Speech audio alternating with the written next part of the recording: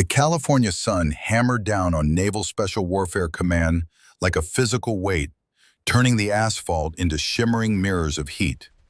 Captain Grace Thornton stepped out of the government sedan, her Marine Corps dress uniform crisp despite the 100-degree afternoon, ribbons gleaming across her chest. The expert rifle marksmanship badge caught the light. 3 gold wreaths surrounded it, the highest designation the Corps awarded. She'd earned every one of them. Grace adjusted her cover and shouldered her rifle case. The worn green canvas was older than she was, older than most of the men watching her from across the parking lot. Inside that case lay a piece of history, a piece of her father, a piece of a war that had ended before she was born, but had shaped everything she'd become. Navy SEALs clustered near the equipment shed. Their conversations died as she approached. Some crossed their arms. Others exchanged glances that said everything their words didn't. A few didn't even try to hide their skepticism. Grace had expected this. She'd been the first woman in every shooting competition she'd ever entered since joining the Marines 7 years ago. The doubt, the whispered comments, the barely concealed hostility masquerading as concern. It was old news. Background noise she'd learned to tune out like static. But this was different. This wasn't a local competition or even a Marine Corps championship. This was the Naval Special Warfare Command Advanced Sniper Competition, an invitation-only event where America's most elite marksmen gathered to prove who was deadliest, who was best, who deserved to be called a warrior in a world where that word had lost its meaning. And she was the first woman who'd ever qualified to attend. Grace walked toward the main building. Every step felt deliberate, measured, like walking through water that didn't want her to pass. She could feel their eyes tracking her movement, analyzing, judging, waiting for her to fail before she'd even fired a shot. A voice cut through the tension. "Captain Thornton." Grace turned. A mountain of a man approached from the command post. Master Chief Jack Reeves was a legend in special operations circles. 68 years old, but built like he'd been carved from California granite. Silver beard trimmed with military precision. Eyes that had seen too much combat in too many places. The Navy Cross ribbon sat prominently on his khaki uniform alongside a cluster of other decorations that told stories most men couldn't bear to hear. Vietnam, multiple tours, Hue City, Khe Sanh, places where young men went to become old or become ghosts. Grace snapped a salute. Reeves returned it with the casual precision of someone who'd performed the gesture 10,000 times. "Master Chief." Reeves studied her face, not the way the others had looked at her. This was different. He was searching for something, some quality that couldn't be measured by gender or politics or the bureaucratic mandates that had brought her here. "Your father and I served together." The words hit Grace like a physical blow. Her father had never mentioned this man's name, never talked about specific people from Vietnam beyond generalities. The war had been something he'd carried in silence, a weight that had shaped him but never broken him. "Sir," he never mentioned. The best ones never do.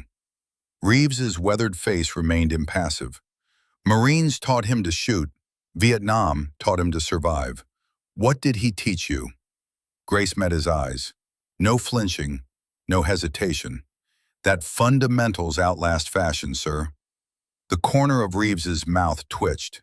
Not quite a smile, something harder, something earned through blood and sacrifice. "We'll see." He gestured toward the equipment shed. "Let's get you checked in and issued your gear. Competition starts at 600 tomorrow. You'll bunk in Building 3 tonight." As they walked, Grace noticed the conversations resuming behind them. Hushed, but animated. She caught fragments drifting on the hot California breeze. "Political statement. Won't last a day. They're really doing this." The equipment shed was a treasure trove of military hardware. Long tables displayed an impressive array of rifles that represented the cutting edge of American engineering and lethality. Modern SR-25s with advanced optics packages that could resolve a man's face at 1,500 yards. Barrett M82s that could punch through armor at 2,000 yards. Precision instruments that cost more than most people's cars and embody decades of research into making killing efficient. Grace's pulse quickened despite herself. She'd trained on standard-issue equipment at Quantico. Good rifles, reliable, but this was next-level gear. The kind of weapons that turn good shooters into legendary ones. "All right, people, listen up." Reeves' voice boomed across the shed like artillery fire. 15 men turned to face him. The best snipers from every branch of the military, SEALs, Marine Scout snipers, Army Rangers, Air Force Special Operations. Each one had been selected because they represented excellence in the deadliest form of warfare. And Grace, the only woman, the only question mark. "We've got 15 competitors this year," Reeves continued. "Mix of services, mix of experience, but all of you are here for the same reason, to prove you're the best marksman in America's arsenal." A young SEAL with lieutenant bars stepped forward with a clipboard. He began calling out names and equipment assignments.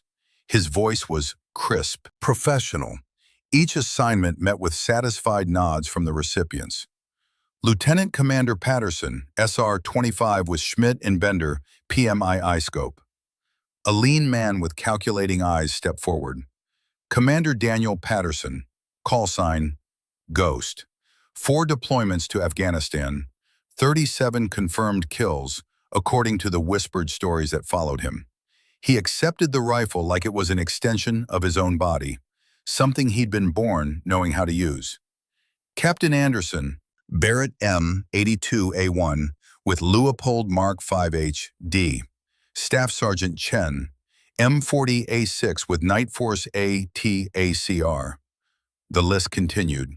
Each competitor received weapons that matched their skills, tools that would give them every advantage that American technology and taxpayer money could provide.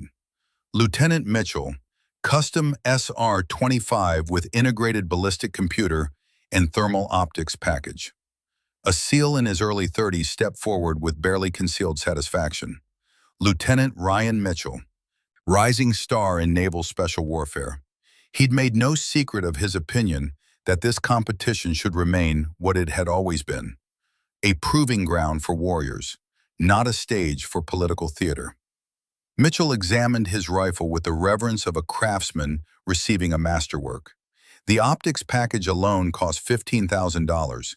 It calculated windage automatically, compensated for temperature and humidity, measured range with laser precision, even accounted for the Coriolis effect, the rotation of the Earth itself affecting bullet trajectory. "Like having a PhD in every shot," Mitchell said to the SEAL beside him. Loud enough for everyone to hear, loud enough to make his point clear. Grace kept her face neutral, showed nothing. Her father had taught her that reaction was weakness. Emotion was ammunition you handed to your enemy. "Captain Thornton," Grace stepped forward. Every eye in the shed turned toward her. The moment stretched. Reeves reached beneath the table and pulled out a battered green case that looked like it had survived a war. Because it had. The metal clasps were tarnished with age and exposure. The canvas covering was frayed and stained with decades of use and abuse, and the honest wear that came from being trusted in places where trust meant survival. Reeves set it on the table with a heavy thunk that echoed in the sudden silence. "Your rifle, Captain." Grace opened the case slowly. Inside, nestled in deteriorating foam that had lost its cushioning decades ago, lay an M14 battle rifle, Vietnam era. The wood stock was scratched and worn smooth by countless hands. The barrel showed honest use, character earned through combat and maintained through care. And mounted on top was a scope that had clearly seen better days, better decades. The mounting bracket was bent at an angle that made it useless. Through the glass, Grace could see the reticle was completely misaligned, twisted almost 45 degrees. Shattered internal mechanisms visible through cracks in the housing. The shed fell absolutely silent. Grace ran her fingers along the rifle's receiver. She knew this weapon, had cleaned it, had fired it, had learned the fundamentals of marksmanship with it in the mountains of Montana, where her father had taught her that being a warrior wasn't about equipment, it was about will. It was about discipline. It was about mastering fundamentals that didn't change regardless of technology or fashion or time. This was her father's rifle, the one he'd carried through Hue City in February 1968, the one he'd used to save 37 Marines during the bloodiest urban combat of the Vietnam War, the one he'd brought home and maintained with the same care he'd given it in combat, the same ritual cleaning, the same inspection, the same respect for a tool that had kept him alive when everything else had failed.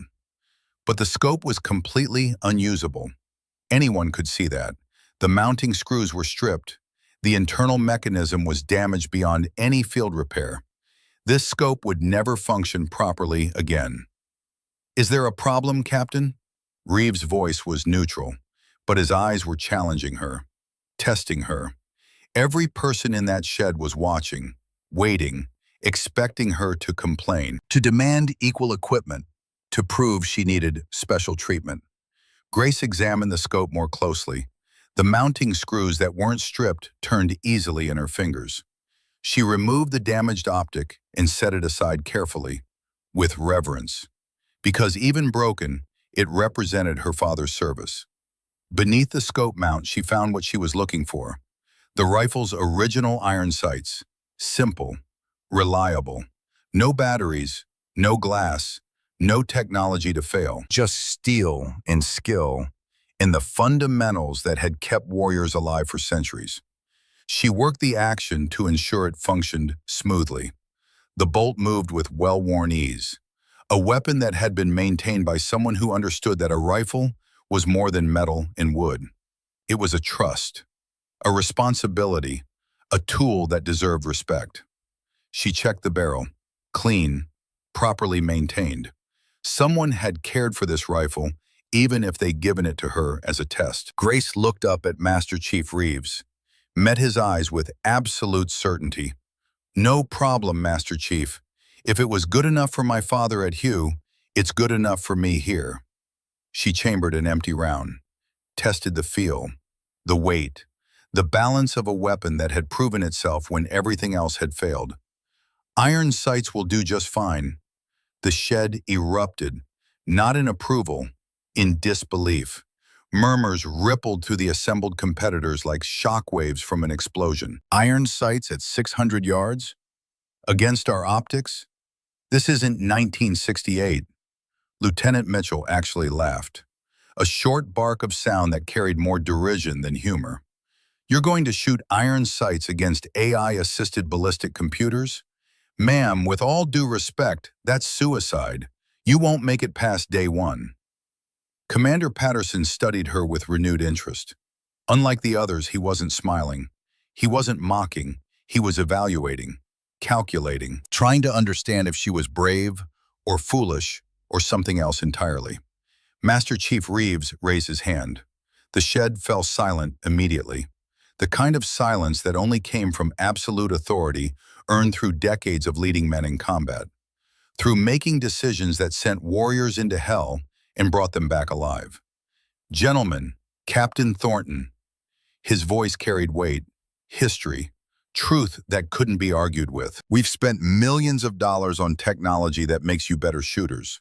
Computers that calculate what you used to have to learn. Optics that see what you used to have to feel. Electronics that compensate for what you used to have to master." He paused. Let the words sink in like water into dry ground. "But when that technology fails, and it will fail, what's left? The warrior or the machine?" His eyes swept across the assembled shooters, lingered on Mitchell, on Patterson, on the others who carried weapons that cost more than some people earned in a year. Then he looked at Grace. "Some of us believe the warrior makes the weapon deadly. Others think it's the other way around." He picked up her father's M14, held it like it weighed nothing, like it was sacred. "This rifle fought at Hue City in 1968, saved American lives when everything else had failed. Technology broke, radios died, modern weapons jammed, but this rifle kept working. This rifle kept killing America's enemies.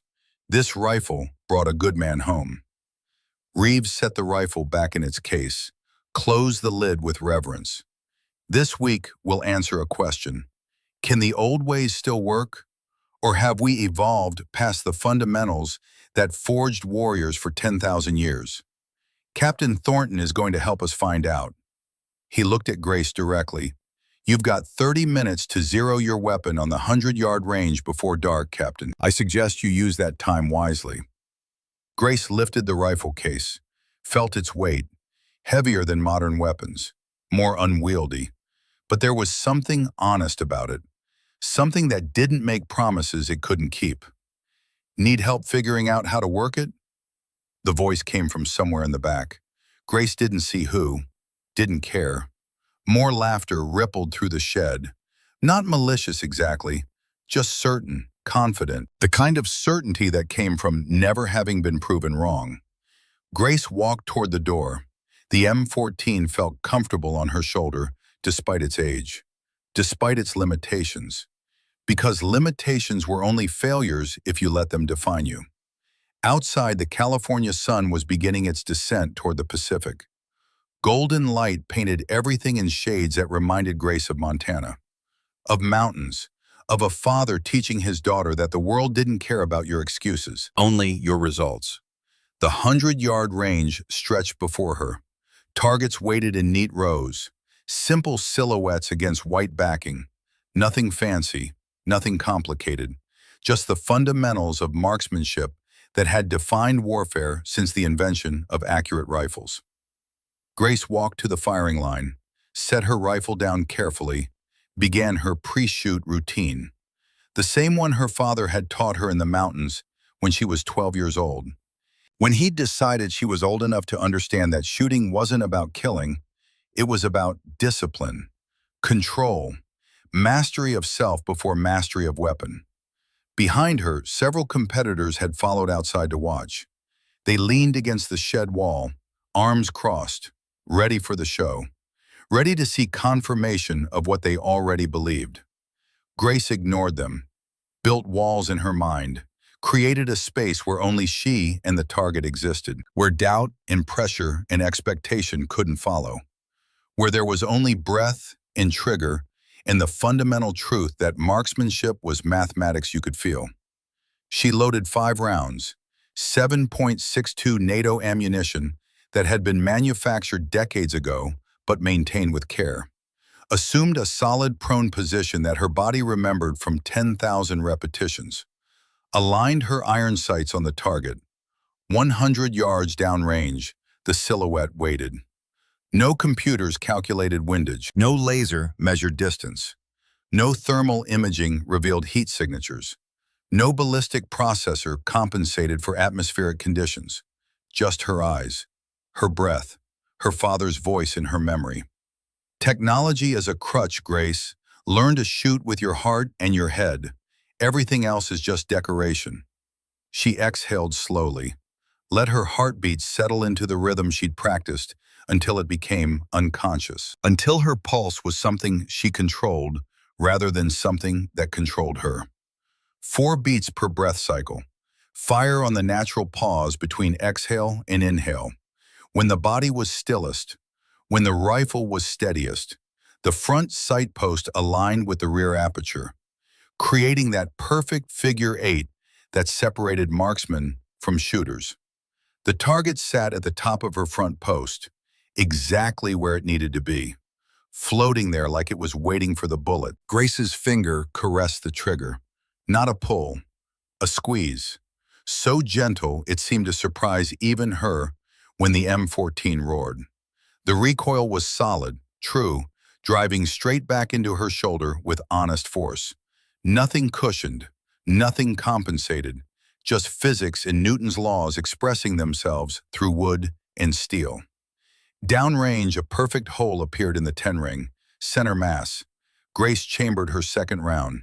Her movements were economical, practiced. She'd learned long ago not to rush between shots. Each one deserved its own moment. its own calculation, its own respect. The rifle's barrel had warmed slightly from that first shot, which would affect the bullet's trajectory by mere centimeters. But at 600 yards tomorrow, centimeters would become feet, misses instead of kills. The difference between success and failure. She made an infinitesimal adjustment, shifted her point of aim by a fraction so small it was almost imaginary, compensating for barrel temperature, for the microscopic expansion of metal under heat. Then fired again. Another perfect 10-ring hit. Third shot, fourth, fifth. Each one felt correct. That indefinable sensation when everything aligned, breath and trigger and sight picture, and the universe itself seeming to hold still for that fraction of a second when the firing pin struck the primer. When all the variables collapsed into a single point of certainty. By her fifth shot, the group of spectators had grown silent. The casual mockery had evaporated like morning mist, replaced by something harder to define, something that looked almost like respect, or maybe fear. The fear that came from watching someone accomplish what you'd been certain was impossible. All 5 rounds had clustered within a 2-inch circle at center mass. Performance that matched or exceeded what the others had achieved with their advanced optics and computer-assisted calculations. Grace stood, cleared her weapon with practiced movements that were as automatic as breathing, ejected the magazine, locked the bolt to the rear, visually inspected the chamber, the ritual of making a weapon safe, then turned back toward the shed. Master Chief Reeves stood at the edge of the range now, binoculars in hand. He'd been watching through the glass, observing, measuring, searching for that quality he'd seen in her father 56 years ago in a city that had tried to kill them both. Their eyes met across the distance. Reeves nodded once, barely perceptible, then turned and walked away without a word. But that nod said everything. Commander Patterson remained, still studying her with those calculating eyes. Unlike the others, he hadn't moved, hadn't reacted, just watched and evaluated and tried to understand what he was seeing. "Where did you learn to shoot like that, Captain?" Grace shouldered her rifle. The M14 felt like it belonged there, like it had always belonged there. "My father, Colonel James Thornton, 1st Battalion, 26 Marines, Hue City, 1968. He taught me that real marksmen don't need crutches, sir. They need discipline." Patterson's expression shifted, something that might have been recognition, or memory, or respect for a name that carried weight in circles where legends were measured in confirmed kills and lives saved. "He taught you well. Tomorrow's going to be interesting." Grace walked past him toward her assigned barracks. The evening air was cooling, the Pacific breeze carrying salt and the promise of another perfect California day tomorrow. Behind her, the sunset painted the ocean in shades of orange and red, the same ocean her father had crossed in 1967, heading toward a war that would define him, that would test whether the fundamentals he'd learned could survive contact with an enemy that outnumbered him 10-1. He'd survived, had proven the old ways worked, had brought those lessons home and passed them to his daughter with the same care he'd maintained his rifle. Now it was her turn. Grace reached her barracks room, small but clean, Spartan in the way that military spaces always were, function over comfort. She set her father's rifle on the rack, opened her pack.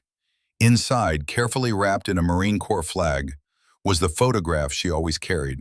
Her father in his dress blues, taken just before his deployment to Vietnam in 1967.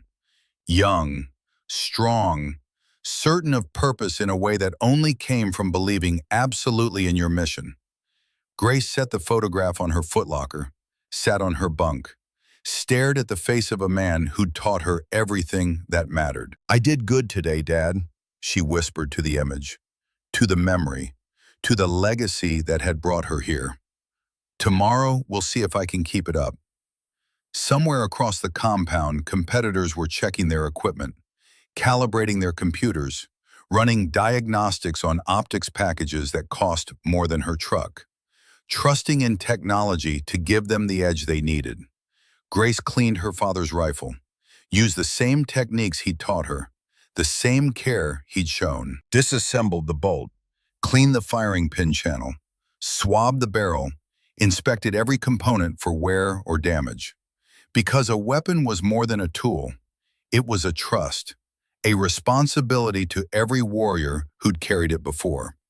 Tomorrow would bring the real test, 600-yard precision shooting, the first time she'd have to prove that iron sights could compete with the full might of modern technology. But tonight, she'd already sent a message.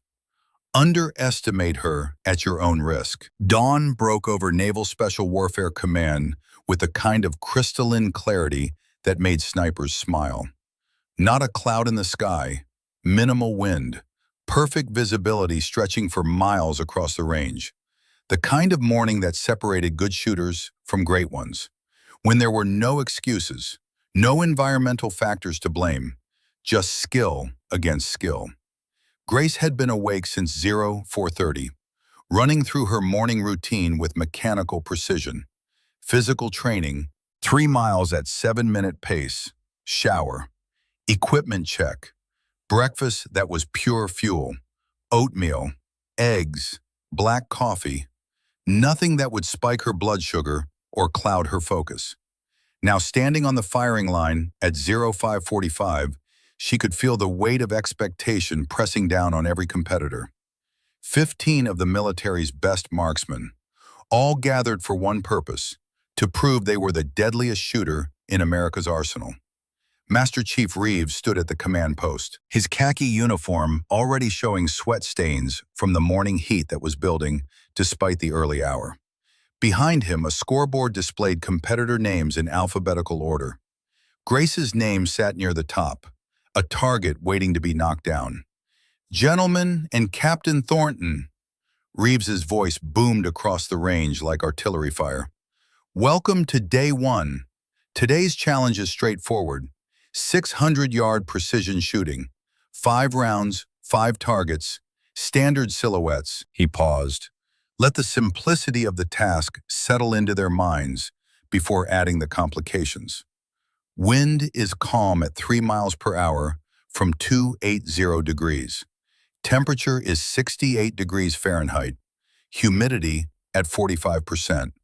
Barometric pressure is standard at 29.92 inches.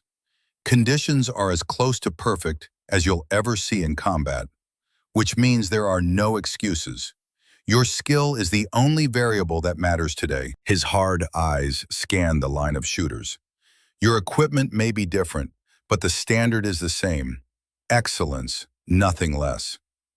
Grace glanced down the line at her competition. To her left, 3 Navy SEALs stood with their advanced rifles, tactical gear gleaming in the morning sun. Lieutenant Commander Patterson was among them, his SR-25 equipped with a Schmidt & Bender PMII scope that cost more than Grace's first car.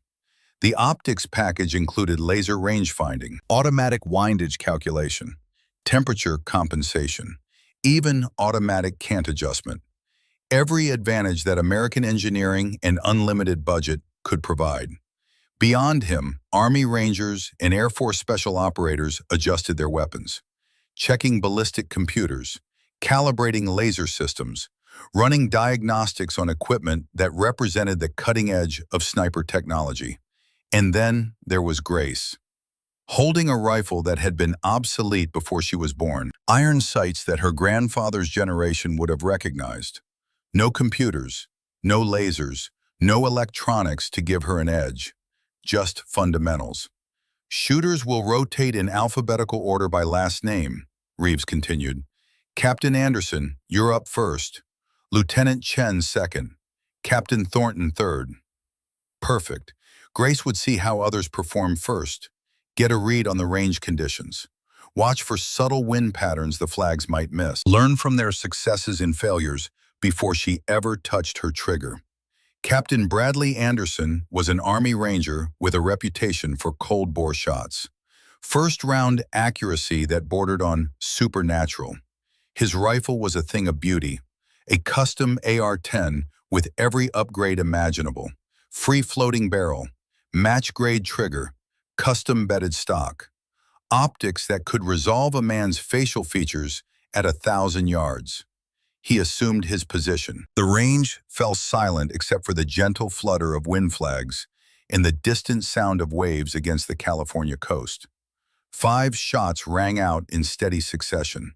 Professional, controlled, each one separated by exactly 15 seconds of breathing and recalculation. The range officer's voice crackled over the loudspeaker. 4 10s, 1 9, total score 49. Solid performance. The 9 had clipped the edge of the 10 ring by maybe half an inch, barely a miss at all. Anderson stood and nodded, satisfied but not celebrating. He knew 49 wasn't enough to win, just enough to stay in contention. Lieutenant David Chen approached the line next. Marine Scout Sniper. 2 deployments to Afghanistan.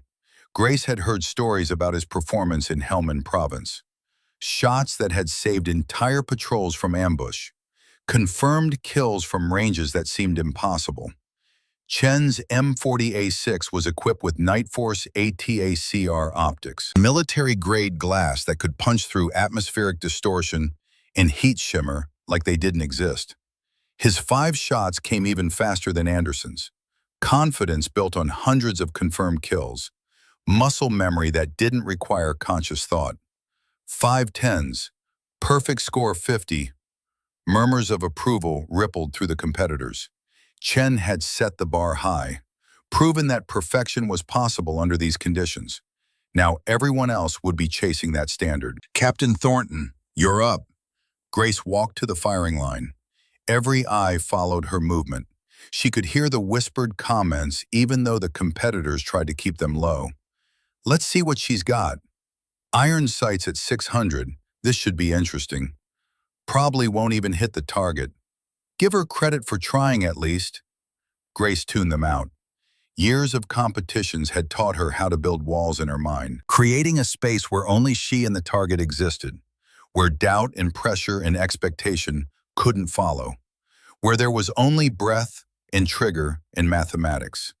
She set down her shooting mat, the same one her father had used, worn canvas that had absorbed the sweat and blood of 100 shooting positions. Assumed a solid prone position that her body knew better than her own heartbeat. Left leg straight, right leg bent at the knee, supporting hand under the rifle's forestock. Shooting hand gripping the pistol grip with just enough pressure to control without tensing.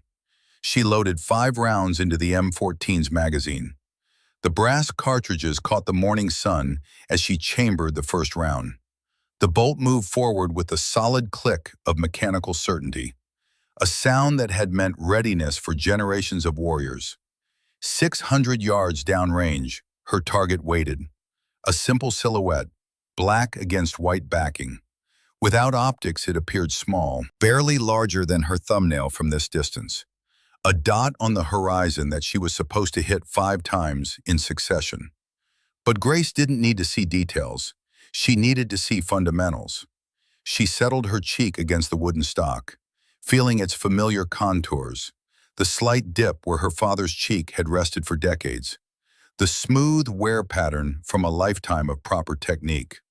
Through the iron sights, she aligned the front post with the rear aperture, creating that perfect figure 8 that her father had drilled into her consciousness until it became involuntary. The target sat at the top of her front sight post, exactly where it needed to be, floating there like a promise waiting to be kept. Now came the mathematics, the calculations that separated marksmen from shooters, that turned lead and brass into precision instruments of warfare. Range 600 yards, wind 3 miles per hour from 280 degrees, quartering from the left. Call it a quarter minute of angle, maybe a hair more. At 600 yards, that meant the bullet would drift approximately 2 inches right without compensation. Elevation, sea level. No significant adjustment needed for altitude. Temperature, 68 degrees. Cool morning. Air is dense. Bullets will fly true with predictable trajectory. Humidity, 45%. Moderate, negligible effect at this distance, but worth noting. Her father's voice echoed in her memory. Not words exactly, more like a feeling, a certainty that transcended language. The rifle doesn't think, Grace. You do the thinking. You do the math. The rifle just does what you tell it. Grace made her adjustments, mental calculations that happened faster than conscious thought, shifted her point of aim ever so slightly to compensate for the gentle westerly breeze. Not much, just enough. A fraction of an inch that would become 6 inches of correction at target distance. The difference between center mass and a miss. She controlled her breathing, let it settle into the rhythm she'd practiced 10,000 times.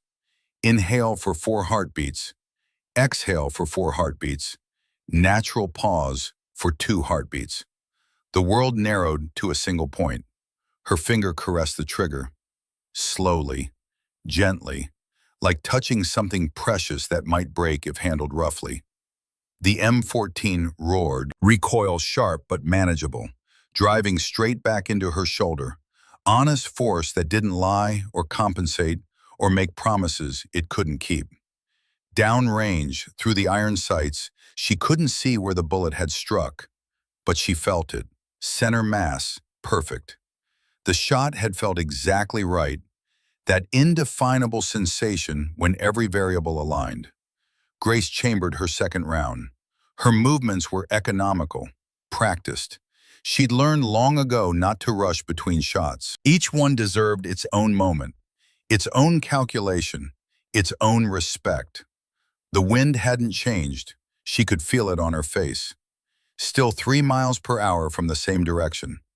Temperature steady, but she made an infinitesimal adjustment anyway. The rifle's barrel had warmed slightly from that first shot, maybe 5 degrees, which would affect the bullet's trajectory by mere centimeters as the expanding metal changed harmonics. But at 600 yards, centimeters mattered. They were the difference between perfection and almost. Her second shot broke clean.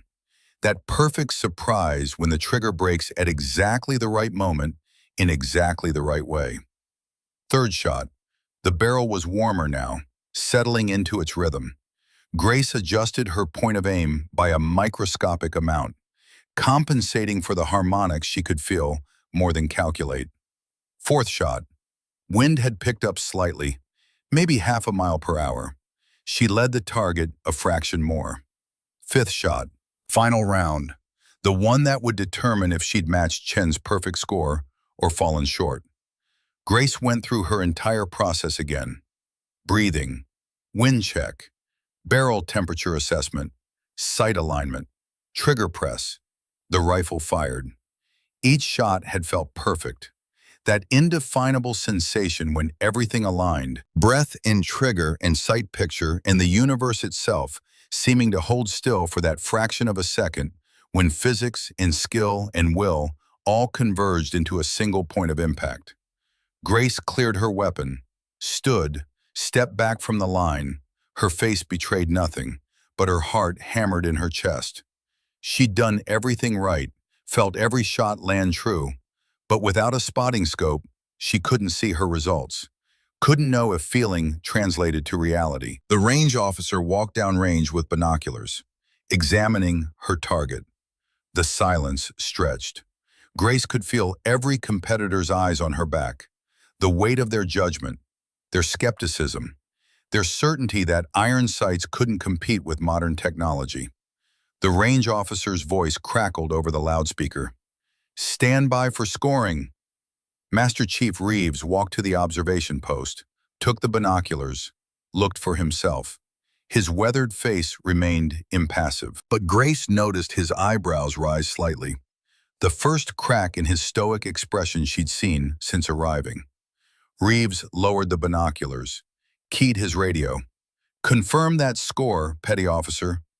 A pause, then the response crackled back. "Confirmed, Master Chief. 5 tens. Group measures 3.5 inches. Reeves's voice boomed across the range with a quality Grace couldn't quite identify.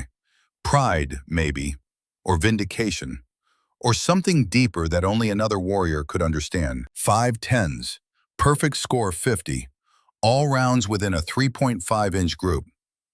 The silence that followed was deafening. Grace allowed herself the smallest smile, not because she was surprised.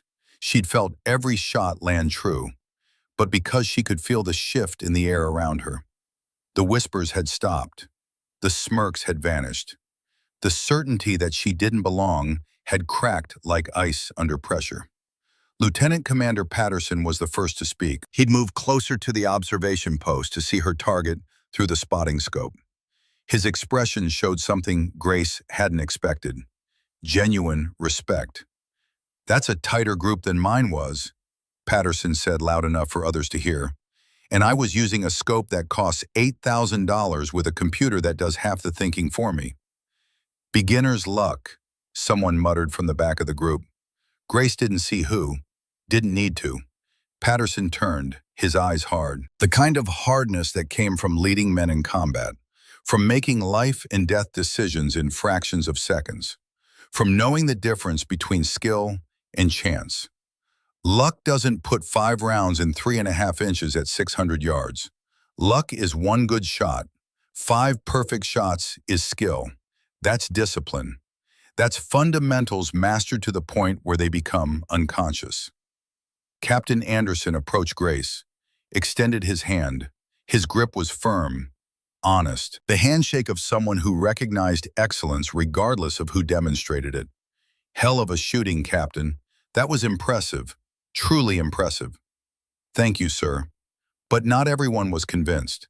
Lieutenant Ryan Mitchell crossed his arms, his expensive rifle slung across his chest like a statement, like proof that modern ways were better ways. "One good run doesn't prove anything. Let's see if she can keep it up when the challenges get harder, when the pressure increases." Grace met his eyes, kept her voice level, professional, gave him nothing to use against her. "Looking forward to it, Lieutenant." The competition continued through the morning. Patterson shot next after Grace. His performance was flawless. 5 perfect 10s with a 4.2-inch group. Excellent shooting by any standard. Better than 99% of trained marksmen could achieve. But not quite matching Grace's precision. Mitchell followed. His AI-assisted ballistic computer calculated every variable: wind, temperature, barometric pressure, even the rotation of the Earth itself, and how it affected bullet trajectory over distance. His rifle was a marvel of engineering, a weapon system that cost taxpayers $50,000 when you included all the electronics. He shot a perfect 50, but his group measured 5 inches. Good, professional, but not extraordinary. By noon, all 15 competitors had completed their runs. The scoreboard told a story nobody had expected. First place, Lieutenant David Chen and Captain Grace Thornton, tied with perfect scores of 50 points. Grace's tighter group size gave her the technical edge on the leaderboard. Third place, Lieutenant Commander Daniel Patterson, 49 points with excellent group size. Fourth place, Lieutenant Ryan Mitchell, 50 points but larger group dispersion than the leaders. Master Chief Reeves consulted his clipboard. His voice carried across the assembled shooters with the weight of judgment earned through decades of combat. Current standings after round 1. Lieutenant Chen and Captain Thornton tied for first place with perfect scores. Captain Thornton's group size of 3.5 inches versus Lieutenant Chen's 4 inches gives her the #1 position. Lieutenant Commander Patterson in third with 49 points. Lieutenant Mitchell in fourth. He looked up, his gaze sweeping across the assembled warriors like a searchlight finding targets. This competition is far from over. We've got 4 more days and increasingly difficult challenges ahead. Day 2 starts at 600 tomorrow. Moving targets at variable distances and speeds. The targets won't wait for you to calculate. You'll have 3 seconds from appearance to impact. Get some rest. Check your equipment. Tomorrow separates the shooters from the snipers. As the group dispersed toward the mess hall for lunch, Patterson caught up with Grace near the equipment shed. His expression was thoughtful, calculating, like he was trying to solve a puzzle that didn't fit his expectations. That was legitimate shooting back there, Captain. Not luck, not beginner's advantage. That was mastery. Just doing what I was trained to do, sir. Your father. You said Hue City, 1968. Grace nodded. The memory of her father was always close, always present. Like he was watching from somewhere beyond reach, but never beyond influence. Colonel James Thornton, 1st Battalion, 26th Marines. He had over 60 confirmed kills during the Tet Offensive. The siege of Hue lasted 26 days. He was there for all of them. But he never talked about the number. He said every shot was a human life. And that weight never leaves you. It shouldn't leave you. The day it does, you become something less than human. Patterson's expression softened. Recognition of something that transcended competition. That connected all warriors who'd pulled triggers in anger, who'd taken lives to save lives.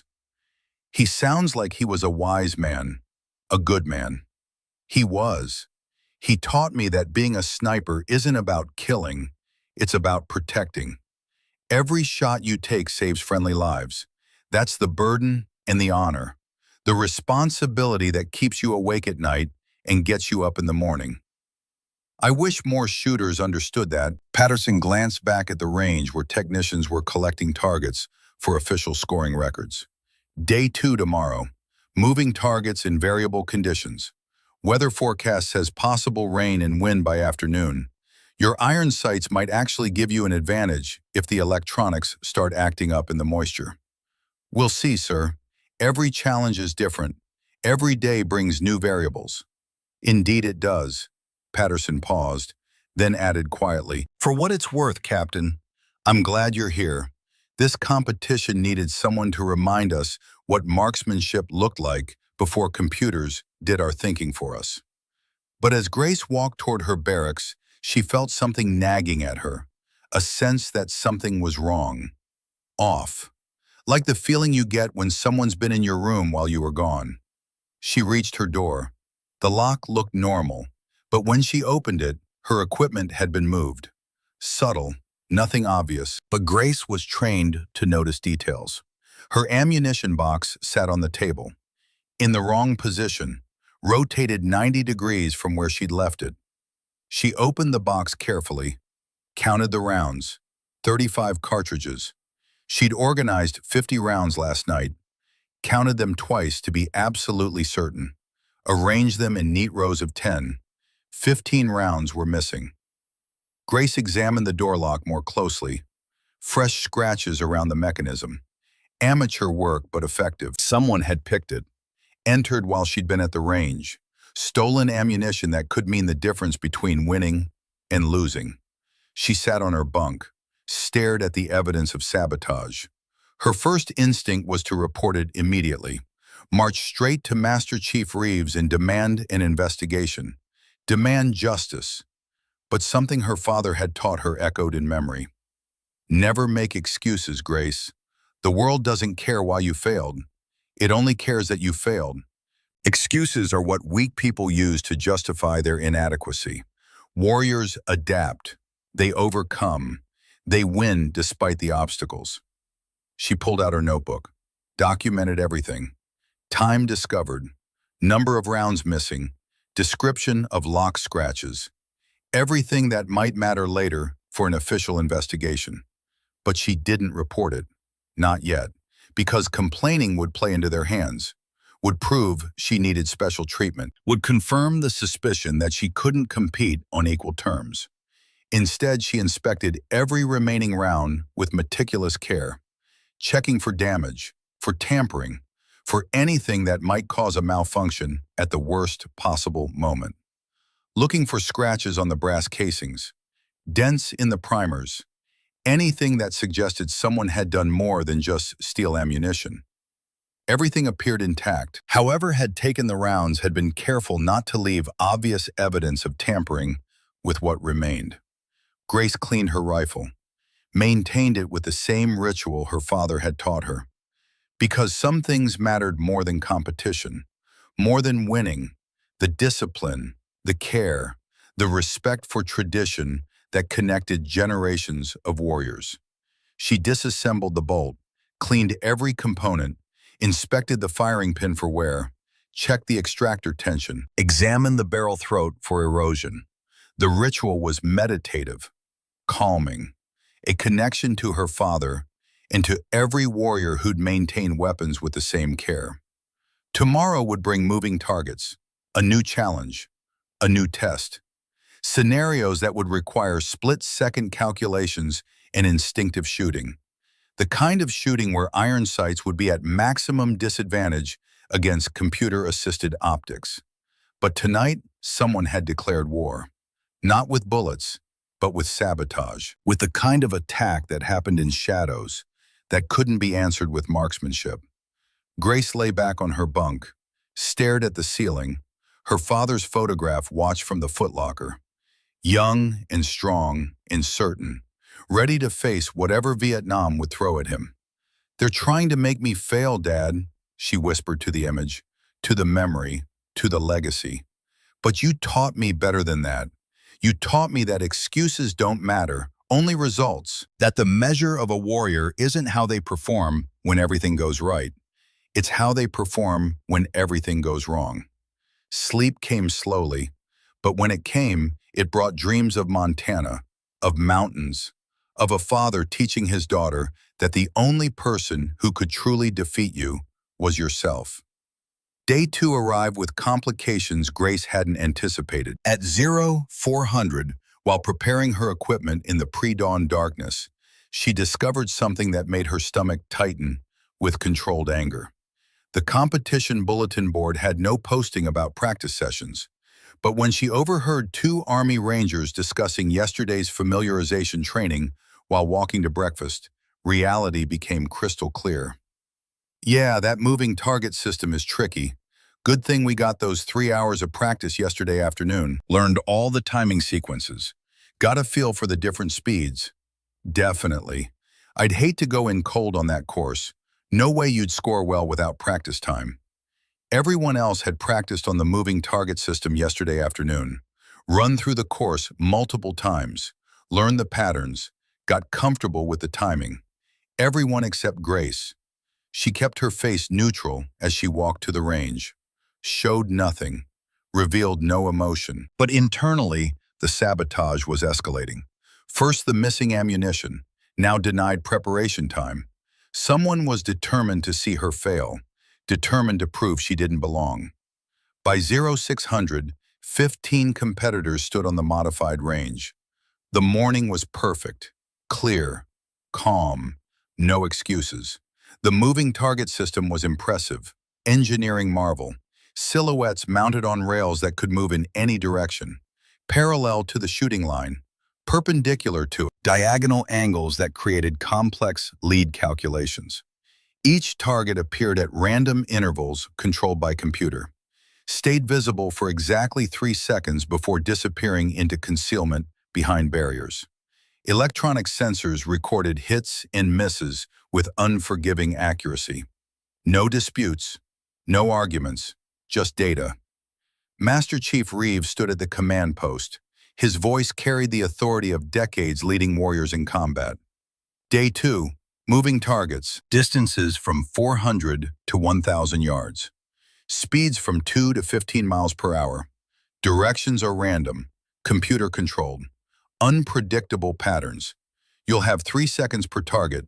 See it. Calculate lead and drop. Engage. 10 targets total. Miss and you lose points. Simple as that. He paused. Let the difficulty sink in. This tests your ability to make instant calculations under pressure. In combat, targets don't wait for you to consult your ballistic computer. They don't stand still while you dial in your scope. They move. They evade. They try to survive. Today you prove you can hit them anyway. Grace studied the range during the safety brief, trying to understand movement patterns, looking for rhythms or predictability. anything that would compensate for her lack of practice time. But the system was truly random. Computer-generated patterns that didn't repeat. The only advantage practice time would have given was familiarity with the interface, understanding how targets appeared and disappeared, an advantage she'd been deliberately denied. Shooters will engage in order of current standings, Reeves continued. Lieutenant Chen, you're first. Captain Thornton, second. Chen approached the line with confidence. His Night Force optics allowed smooth target tracking, wide field of view, high magnification. He could acquire targets early and follow their movement through the scope. First target appeared at 600 yards, moving left to right at moderate speed. Chen's rifle barked. Hit. Second target, 400 yards, moving perpendicular. Hit. He worked through the sequence professionally, competently, but Grace noticed he hesitated slightly on the longer shots, the ones where calculation became more complex. Third target, miss. The target had changed speed mid-sequence, an acceleration that threw off his lead calculation. By the end, Chen had scored 7 hits out of 10. Respect just her eyes and her training, and thousands of hours of practice compressed into instinct. The first target appeared at 500 yards, moving diagonally across her field of view, northeast to southwest, maybe 8 miles per hour. Grace's mind processed variables in microseconds. Distance, 500 yards. Velocity, 8 miles per hour, means target moving roughly 12 feet per second. Time of flight at this distance, approximately 0.7 seconds. Target will travel 8 to 9 feet during flight time. Lead by approximately 3 feet given the angle. Wind 3 miles per hour from the west. Adds maybe 6 inches of drift. Barrel temperature, cool. First shot, no compensation needed. Her front sight post led the target by what felt right. What thousands of hours of practice had burned into muscle memory, she squeezed. Hit. The sensor light illuminated green, confirming what she'd felt. Target 2 appeared at 900 yards, moving perpendicular to her position, west to east. Faster now, maybe 12 miles per hour. Longer distance meant more flight time, more lead required, more wind drift to compensate for, more variables to calculate in the fraction of a second before the target disappeared. Grace adjusted, her breathing controlled. Fired. Hit. She moved through the sequence like flowing water, each decision happening faster than conscious thought, each shot feeling correct before the sensor confirmed it. Target 3, 500 yards, moving toward her at an angle, closing distance, lead calculation complicated by the geometry. Hit. Target 4, 700 yards, erratic movement, speed changes. Grace watched for half a second, identified the deceleration pattern, led it appropriately. Hit. Target 5, 600 yards, moving fast, perpendicular, simple calculation. Hit. 6, 800 yards, diagonal. Hit. 7, 400 yards, close and fast. Hit. 8, 1,000 yards, moving slow but maximum distance. Hit. The 9th target appeared at maximum range, 1,000 yards, moving at maximum speed, 15 miles per hour, appearing from behind cover for only 3 seconds. This was the nightmare scenario. Maximum distance, maximum speed, minimum time. Grace saw it appear, tracked its movement for 1 second, calculating frantically. 1,000 yards meant approximately 1.5 seconds flight time. Target moving 15 miles per hour meant 22 feet per second. During flight time, target would travel 33 feet. Lead required was massive. She aimed what felt like a full body length ahead of the silhouette. Fired. The sensor remained dark. Miss. She'd led too far. Anticipated acceleration that hadn't happened. Overcompensated for the distance. Grace cleared her mind, refused to dwell on failure. 1 target remained, 1 chance to finish strong. The 10th target appeared at 650 yards, moving erratically. Speed changes designed to fool even computer-assisted calculations, accelerating and decelerating in a pattern that seemed random. Grace watched for 1 full second, burning precious time, but identifying the pattern, it wasn't truly random. There was rhythm, predictability hidden in apparent chaos. The target accelerated for 2 seconds, decelerated for 1 second, repeated. She waited for the deceleration phase, led the target accounting for its slowing speed. Fired. Hit. 9 hits, 1 miss, the range officer announced, his voice neutral but carrying a note of surprise. Captain Thornton ties Lieutenant Chen for Day 2 lead with 9 hits each. The range fell silent. Tying the competition's best shooter while using iron sights against computer-controlled moving targets exceeded what anyone had expected. It was one thing to shoot static targets at known distances. It was entirely different to engage moving targets that required instant calculation and instinctive shooting. Commander Patterson shot next after Grace. His SR-25 with advanced ballistic computer and tracking optics gave him every advantage. The computer calculated lead automatically based on target velocity. The scope's tracking feature allowed him to follow targets smoothly. He managed 9 hits, same as Grace and Chen. Excellent performance that demonstrated why he'd earned his reputation. Lieutenant Mitchell followed. His expensive rifle with integrated ballistics should have given him an edge. But something was wrong. His shots were rushed, hurried, like he was trying to prove something instead of just shooting well. He scored 8 hits. Good, professional, but not exceptional.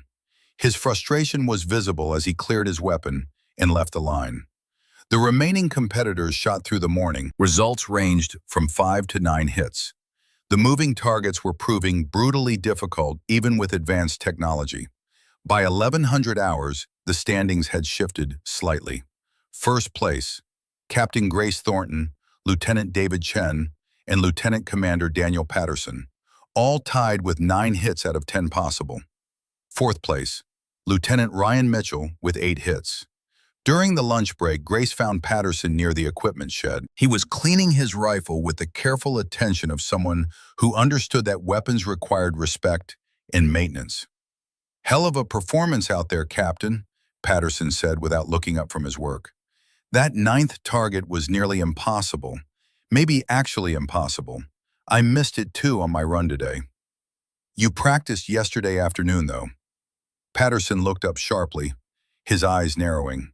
"Wait, you practiced yesterday too, right?" They ran familiarization sessions from 1400 to 1700 hours. Grace's expression darkened slightly. "I wasn't informed there were practice sessions."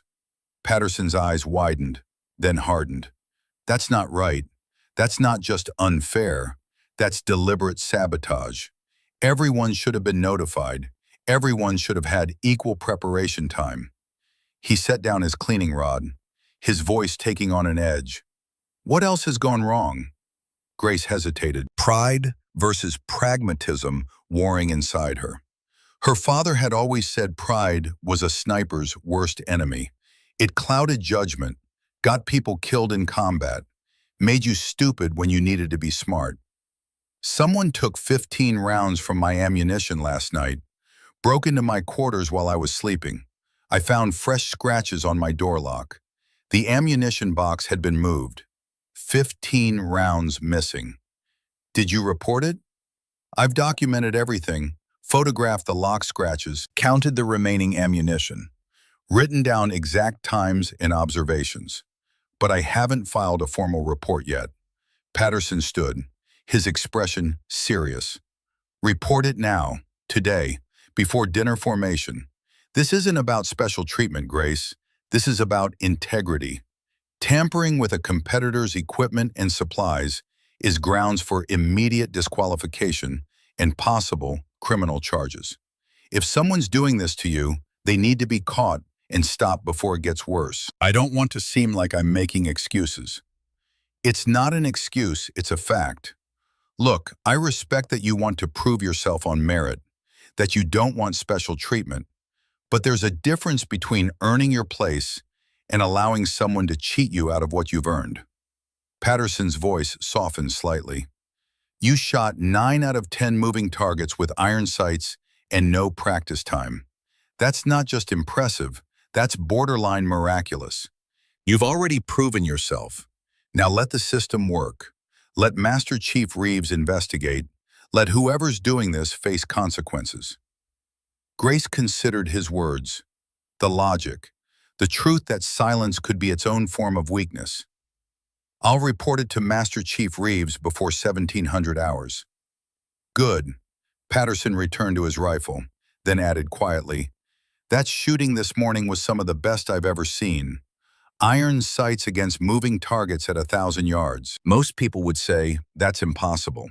The fact that you hit 9 out of 10 without practice time, that's skill that can't be taught. That's instinct earned through years of discipline. My father never taught me to believe in impossible. He taught me that impossible is what people say when they haven't trained hard enough. Patterson smiled, a genuine expression. I like that. Your father sounds like he was a hell of a Marine. That afternoon at 16:30 hours, Grace reported everything to Master Chief Reeves in his office. His face remained impassive as he took notes with meticulous care, writing down every detail, every observation, but his eyes showed cold fury that reminded Grace why this man had earned the Navy Cross, why Marines had followed him into hell and trusted him to bring them back alive. 15 rounds missing from your ammunition supply, Reeves repeated, his voice carefully controlled. Fresh scratches on your door lock indicating forced entry, and you were not notified about practice sessions that every other competitor attended. Yes, Master Chief. And you're reporting this now, a full day after discovering it because... I didn't want to seem like I was making excuses, sir. Didn't want special treatment. Reeves leaned back in his chair, studied her with those eyes that had seen too much combat. Captain Thornton, let me be crystal clear about something. Reporting sabotage is not making excuses. It's reporting a crime. There is no universe in which stealing a competitor's ammunition and denying them practice time constitutes a fair competition. He stood, walked to the window overlooking the range. I'll have security review all barracks footage from the past 48 hours. I'll personally inspect your equipment and ammunition supplies going forward, and I'll ensure you receive notice of all future practice sessions and briefings. Thank you, Master Chief. Don't thank me, Captain. This is basic integrity, the minimum standard. He turned back to face her. But I will say this, you shot 9 out of 10 moving targets today with iron sights and 0 practice time. Your performance is not just competitive, it's exceptional. Your father would be proud. Grace felt emotion welling up but forced it down. Warriors didn't cry in their commander's office. There's something else you should know, Reeves continued, his voice dropping lower, more personal. I haven't told you the full story about your father and me, about what happened in Hue. Grace's breath caught. Sir? Sit down, Captain. This might take a few minutes. Grace sat. Reeves returned to his desk but didn't sit. He stood, looking at something beyond the walls of his office, seeing another time, another place. February 1968, Hue City, 3rd week of the battle. The NVA had us completely pinned down in the MACV compound. We'd lost communication with higher command. Couldn't call for artillery support. Couldn't get airstrikes. The weather was shit, smoke and rain. Visibility maybe 50 meters on a good day. His voice took on the quality of someone reciting sacred text, remembering details that mattered. There was an NVA sniper, somewhere in the Citadel. We never spotted him, never even saw a muzzle flash. But he'd been picking us off for 6 hours, methodical, patient, professional. He'd killed 7 Marines that morning, wounded 4 more, had us completely pinned. We couldn't move, couldn't evacuate the wounded, couldn't do anything but wait and die, one at a time. Reeves's hands gripped the back of his chair, knuckles white. Your father was positioned on the roof of the Treasury building, 400 yards from our position. We had no radio communication. He couldn't coordinate with us.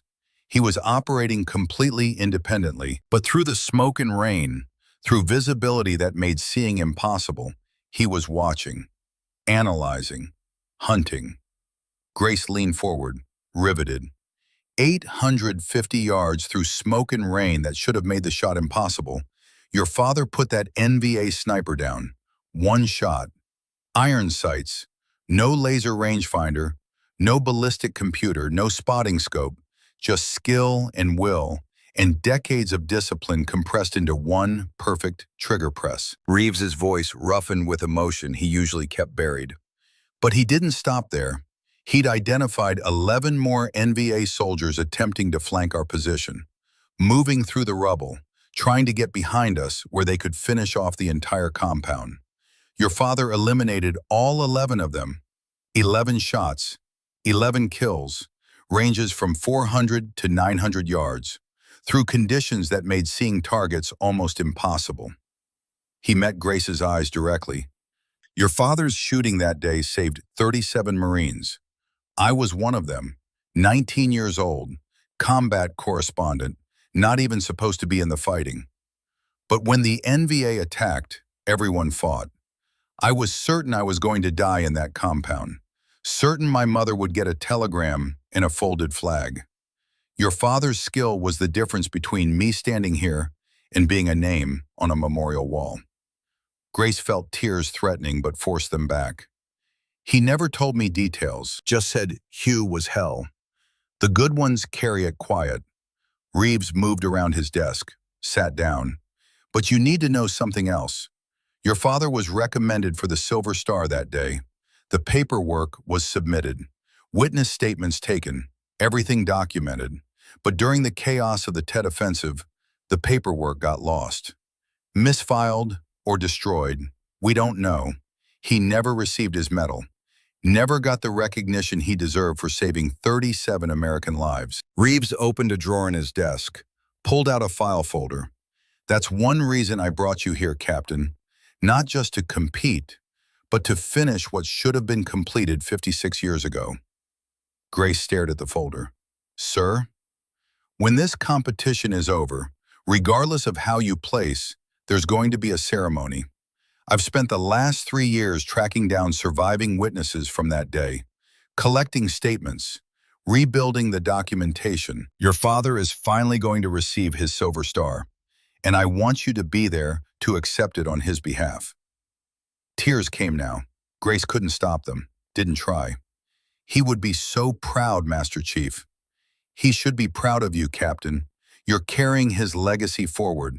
You're proving that the skills he mastered still matter in a world that thinks technology has made fundamentals obsolete. Reeves stood, handed her a tissue. Tomorrow is day 3. Weather forecast is calling for a storm. Heavy rain, high winds. Your iron sights might actually give you an advantage when everyone else's electronics start failing. Get some rest. And Grace? It was the first time he'd used her first name. Yes, Master Chief? Watch your back. Whoever's sabotaging you isn't going to stop just because you reported it. They're escalating.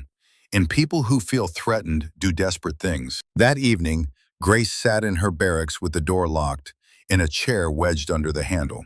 She cleaned her father's rifle with extra care, inspected every round of her remaining ammunition under a magnifying glass, looking for any sign of tampering. Everything appeared normal. But she couldn't shake the feeling that the worst was yet to come.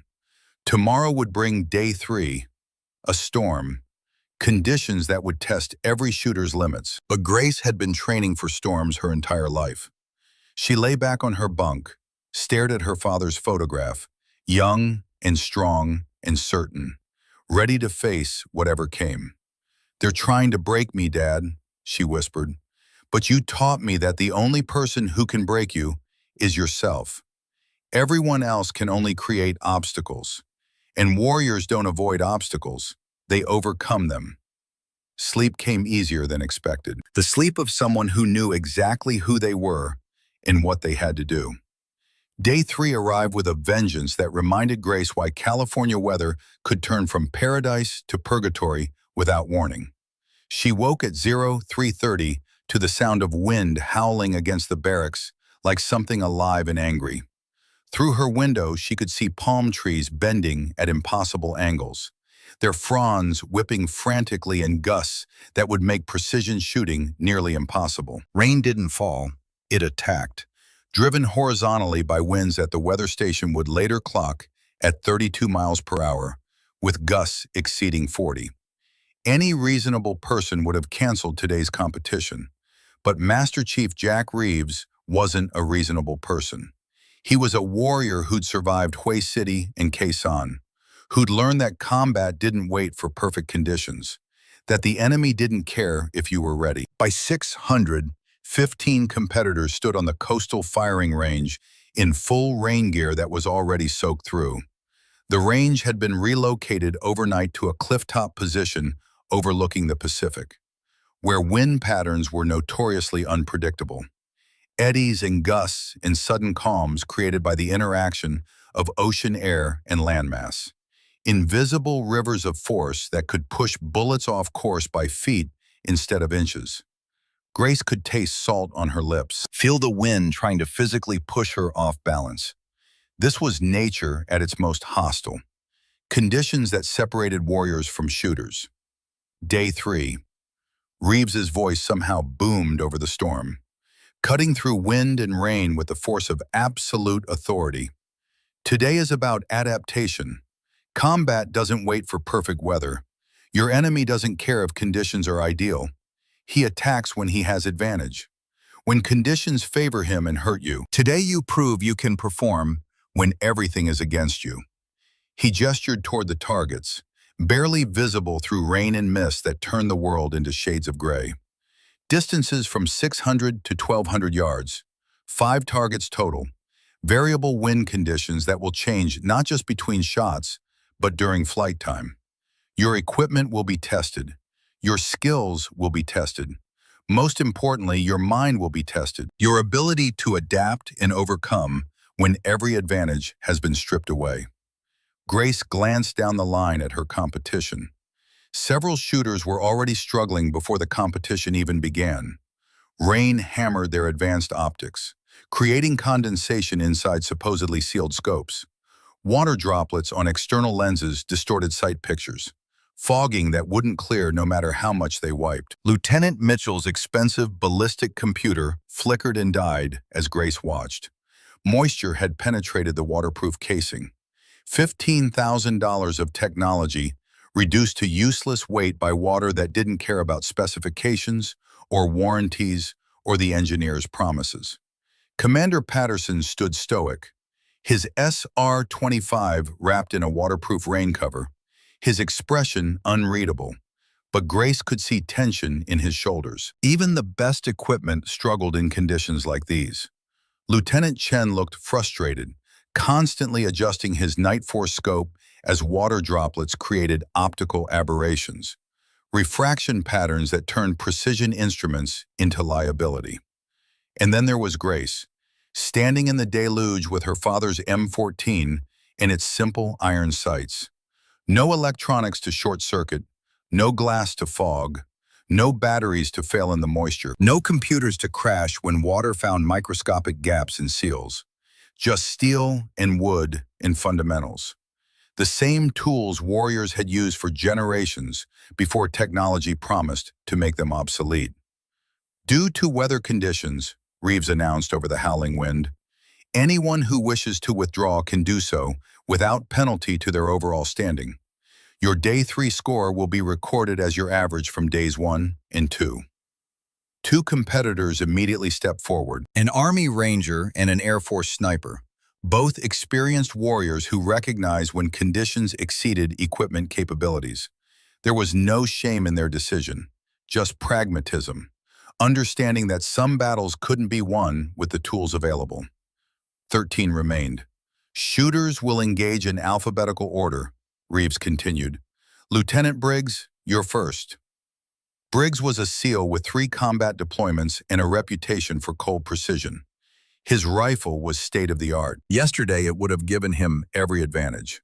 Today, it was betraying him with every shot. Through the spotting scope in the observation bunker, Grace watched his first shot go wide by several feet. The ballistic computer, struggling to calculate wind values that changed every second, had given him catastrophically bad data. His second shot was closer, but still missed the target completely at 800 yards. By his fifth shot, struggling with electronics that kept crashing and restarting, he'd scored only 2 hits out of 5 possible. He stood from the line, clearly frustrated, walked away shaking his head. A professional warrior defeated not by lack of skill, but by equipment that couldn't handle the conditions. The storm was winning. Second shooter managed 3 hits. Third shooter, 1 hit. The Tempest was systematically stripping away technology's advantages, revealing the difference between warriors who could adapt and those who depended on tools that had failed them. "Captain Thornton, you're up." Grace moved to the line, her M14 slick with rain but functioning perfectly. Every component made of materials that didn't care about water. Wood that had swollen slightly with moisture but remained stable. Steel that was wet but unaffected. Mechanisms that worked through simple physics that rain couldn't change. She assumed prone position, feeling cold water soak immediately through her uniform. The discomfort didn't matter. Pain was temporary. Performance was permanent. That's what her father had taught her in Montana winters, when fingers went numb and breath froze in the air. Through her iron sights, she could barely see the first target at 600 yards through the rain and mist. The world had turned into gradations of gray, shapes more imagined than seen. But visibility wasn't everything. Sometimes it was barely anything. Grace closed her eyes, felt the wind against her face, against her hands, against every exposed part of her body. It came from the west, hard and steady with the weight of ocean behind it, with a slight upward component as air hit the cliff face and was forced higher, creating thermal currents that would push bullets up and sideways in ways that no ballistic computer could accurately predict. Her father's voice echoed in memory, a lesson taught on a foggy morning in Montana when she was 14 years old, when he'd taken her hunting in conditions that made seeing impossible. When you can't see, you feel. The wind talks to you if you listen. The air has weight, it has texture, it has personality that changes moment to moment. Trust your senses. They're older than technology, older than civilization. Your ancestors hunted in darkness and fog for thousands of years before the first rifle was invented. Grace opened her eyes, made calculations based on feel more than formulas. Wind 40 miles per hour from 270 degrees.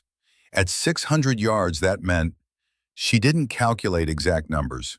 She felt it. The bullet would drift massively right without compensation. She aimed 3 feet left of the target, so far off that to anyone watching, it looked like she was aiming at nothing, like she'd given up, like the pressure had finally broken her. She fired. 600 yards downrange, the bullet curved through the storm in a parabolic arc that looked impossible. Physics in ballistics in wind resistance all combining in ways that required more faith than calculation. The round punched dead center into the silhouette. The range officer's voice carried genuine surprise. "Hit. Center mass." Even the observation bunker had gone quiet. Grace could feel their eyes on her, trying to understand what they just witnessed. Grace chambered her second round with mechanical precision. The second target was at 800 yards. The wind had shifted. She could feel the change, not see it, not calculate it from flags that were being torn apart by the gusts, but feel it on her skin, in her bones. Northwest now, stronger, maybe 45 miles per hour, with the upward component even more pronounced as the storm intensified. She adjusted her point of aim even further left and higher, compensating for wind and thermal that would push her bullet off course, trusting feel over formulas. Hit. The sensor confirmed what her body already knew. The shot had been perfect. Third target, 1,000 yards. The The rain intensified into a gray wall that made seeing impossible. Vision became irrelevant. Grace waited, breathing slowly, feeling for a lull in the wind, a momentary calm in the chaos. There, perhaps 2 seconds, a brief window when the storm seemed to take a breath, when the horizontal rain eased slightly and the wind dropped from 45 to maybe 30 miles per hour. She fired immediately, trusting instinct over thought. Hit. Fourth target. 1,200 yards. 3/4 of a mile through Pacific Storm. The maximum effective range of her rifle, even in perfect conditions. In this tempest, it should have been impossible. Grace's calculations became pure instinct. Years of training and thousands of rounds fired, compressed into split-second decisions that bypassed conscious thought entirely. Lead left. Compensate up and right. Fire during the microsecond pause between gusts when the wind allows it. The M14 roared, recoil solid against her shoulder. Hit. Fifth and final target. 900 yards, but positioned at an angle that created complex wind patterns. Currents swirling around the observation buildings. Eddies formed by terrain features creating chaos that even the most sophisticated computers would struggle to model accurately. Grace studied it for 10 full seconds. Precious time that ate into her window. But she was reading information that couldn't be rushed. Watching how the rain fell. How the mist moved at different elevations. Understanding that wind wasn't one thing, it was layers, streams at different altitudes and velocities, rivers of force flowing over and around obstacles in ways that created pockets of calm and zones of violence. She aimed what seemed like 5 feet from the target, so far off course that several observers thought she'd made a catastrophic error, that the pressure had finally overwhelmed her judgment. Grace squeezed the trigger one final time. The bullet curved through space and storm, following a path that looked impossible, but was actually inevitable. Physics expressed through skill earned over decades of discipline. Hit. 5 for 5. Perfect score for Captain Thornton in storm conditions. The competitors watching from the observation bunker fell silent. Even Mitchell, who'd been skeptical and hostile from the beginning, stood with his mouth slightly open, staring at the target verification display like it showed something that violated the fundamental laws of nature. Commander Patterson had been preparing for his own run, checking his equipment, reviewing his notes, but he stopped, set down his rifle, walked to the edge of the bunker where he could see Grace emerging from the shooting position through the rain. Water dripped from her uniform, streamed down her face. Her hair was plastered to her head, but her expression showed only calm focus, like she just completed a routine training exercise instead of something that would be discussed in sniper schools for decades. Patterson approached as she entered the bunker, dripping and cold. "That was supernatural, Captain." He paused, searching for words adequate to capture what he'd witnessed. "You couldn't even see the targets clearly. How did you do that?" Grace wrung water from her sleeves, her voice matter-of-fact, like she was explaining basic mathematics instead of performing what most shooters would consider magic. Sometimes you don't need to see everything. You just need to feel what matters. Wind isn't invisible. It has weight, temperature, patterns. If you pay attention, if you've trained yourself to read the information that's always there. Your father taught you that. It wasn't a question. In the mountains of Montana, he'd take me hunting in fog so thick you couldn't see 10 feet, in snow that came sideways, in conditions where technology was useless and instinct was everything. He said it would make me a better shooter when conditions were clear. That training and hardship makes performance in normal conditions feel easy. Patterson shook his head slowly, a mixture of admiration and something close to awe. "I've got a computer that costs taxpayers $15,000. It has algorithms developed by MIT engineers, processing power that can perform millions of calculations per second. And it can't tell me what the wind is doing because the conditions change faster than it can adapt. You're doing it by feel, by instinct, by skills that don't require batteries or processors." Computers are great tools, sir, until they're not. When they fail, you need to know the fundamentals. Otherwise, you're just carrying expensive weight that can't help you. The competition continued through the morning.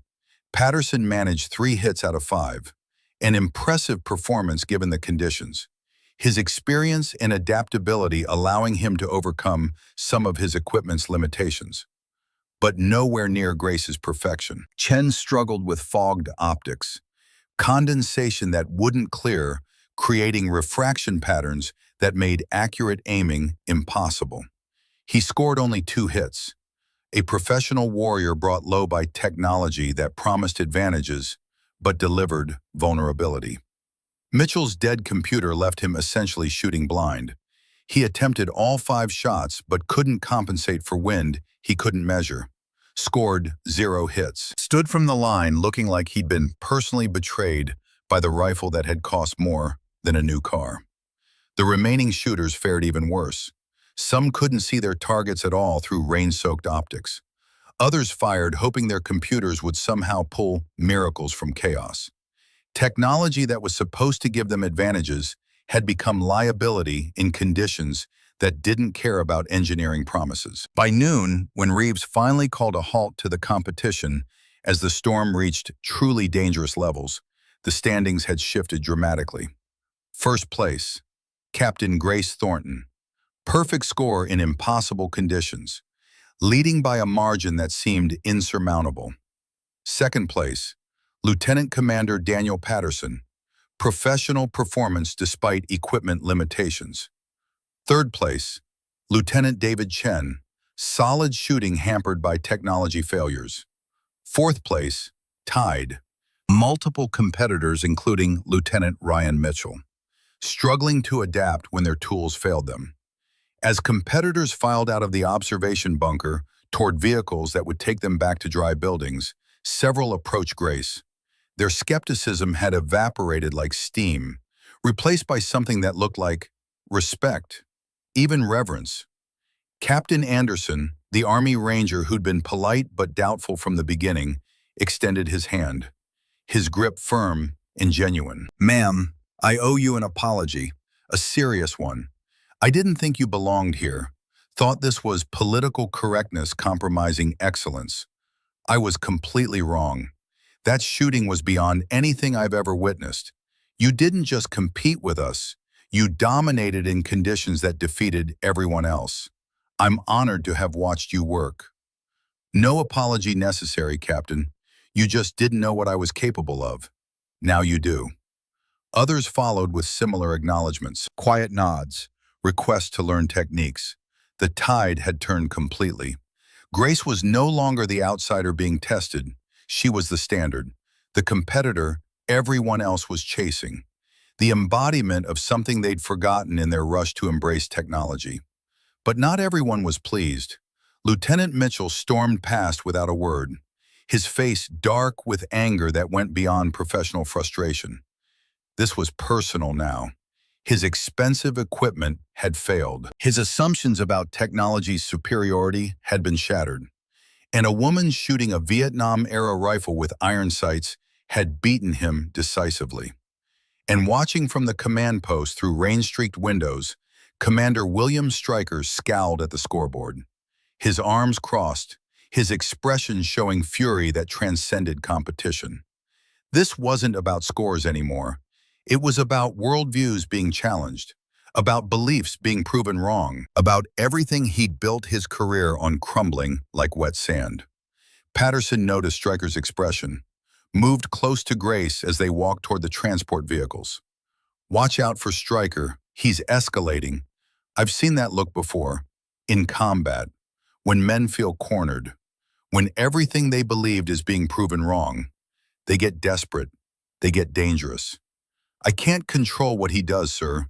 I can only control what I do." "I know, just be careful. Keep your equipment secure, your ammunition locked. Trust your instincts.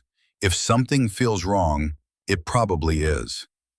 Before Grace could respond, Master Chief Reeves' voice boomed across the parking area. "Captain Thornton, a word, in my office, now." Grace followed Reeves through the rain.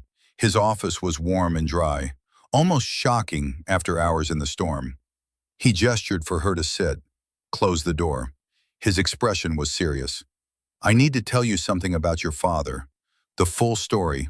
Something I should have told you earlier, but the time wasn't right." Grace sat, water still dripping from her uniform. "Sir?" Reeves pulled out a folder from his desk, opened it. Inside were photographs yellowed with age, documents, official reports. February 24th, 1968, Hue City, third week of the battle. The NVA had us pinned in the MACV compound. We'd lost all communication with higher command. Radio equipment destroyed, couldn't call for artillery support, couldn't request airstrikes. The weather was terrible, smoke from fires, rain, visibility maybe 50 meters on a good day, 20 meters most of the time. He pulled out a black and white photograph, showed it to Grace. Young Marines, dirty, exhausted, scared but determined. "That's me, 19 years old. I was a combat correspondent, not supposed to be fighting, but when the NVA attacked, everyone became infantry. We didn't have the luxury of specialization when the enemy was trying to kill us all." Reeves pulled out another document, an after-action report typed on an old typewriter. There was an NVA sniper, professional, patient, deadly. He'd positioned himself somewhere in the Citadel. We never found his exact location, never even saw muzzle flash through the smoke, but he'd been methodically eliminating us for 6 hours. 7 Marines killed that morning, 4 more wounded seriously. He was breaking our will, making us afraid to move, to evacuate casualties, to do anything but hide and wait to die. His voice took on a quality Grace had never heard before, reverence mixed with remembered terror. "Your father was positioned on the roof of the Treasury building, 400 yards from our position. He had no radio communication with us, couldn't coordinate, couldn't call for spotting information. He was operating completely independently, but through smoke and rain that made seeing nearly impossible, he was watching, analyzing, hunting, using skills that didn't require technology or communication." Reeves pulled out another document, official recommendation for Valor Award. 850 yards through visibility that made the shot seem impossible. Your father eliminated that NVA sniper with one shot, one perfect trigger press. Iron sights, no laser rangefinder, no ballistic computer, no thermal optics to see through smoke. Just skill and discipline and the fundamentals he'd mastered through years of training. Grace felt her throat tightening. But he didn't stop there. While everyone else was celebrating the sniper's death, your father had identified another threat. 11 NVA soldiers were attempting to flank our position, moving through rubble and destroyed buildings, trying to get behind us where they could finish off the entire compound with grenades and automatic weapons. Reeves's voice roughened with emotion. "Your father eliminated all 11 of them. 11 shots, 11 kills. Ranges from 400 to 900 yards. Through smoke so thick we couldn't see them. Through rain that made accurate shooting seem impossible. He was operating on pure instinct and skill, seeing targets we couldn't see, making calculations that defied the conditions." He met Grace's eyes directly. "Your father's shooting that day saved 37 Marines. I was one of them. I was certain I was going to die in that compound, certain my mother would receive a telegram. My name would be added to a memorial wall. Your father's skill was the difference between me standing here telling you this story and being a statistic, a name, a memory that fades with time." Grace couldn't stop tears now. They mixed with rainwater on her face. "But here's what you don't know, the most important part." Reeves pulled out another document, Silver Star recommendation. "Your father was recommended for the Silver Star that day.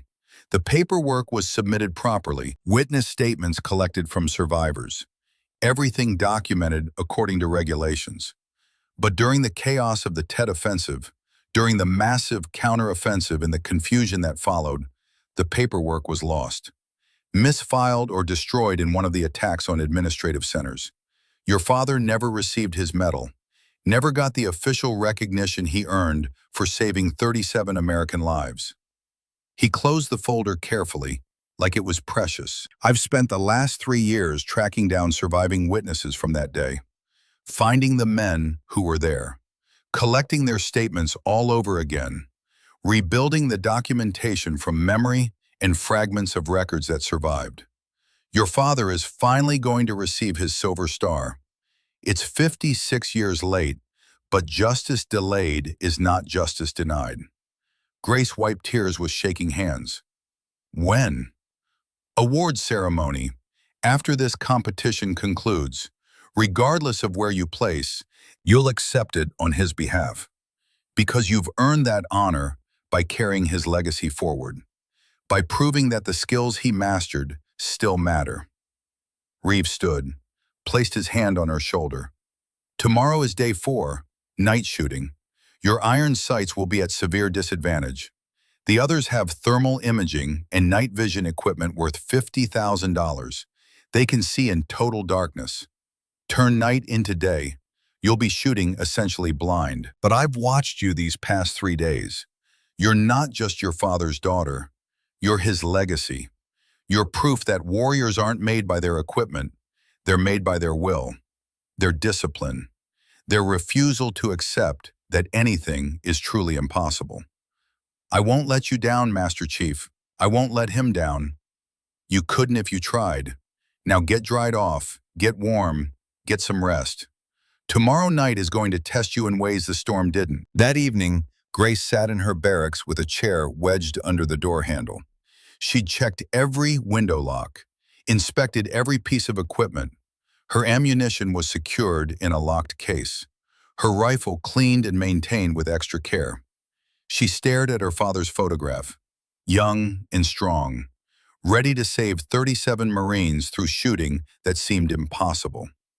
I understand now, Dad, why you never talked about Hugh, why the Silver Star mattered so little that you never even mentioned it.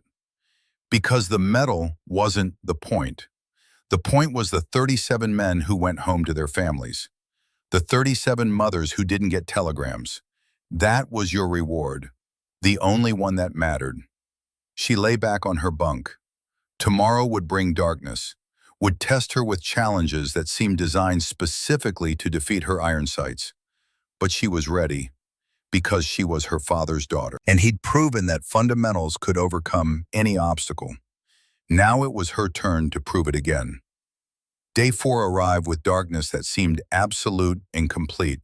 Grace woke at 0400 to prepare her equipment and her mind. But preparation for shooting in total darkness with iron sights seemed almost futile. How do you prepare for something that's essentially impossible?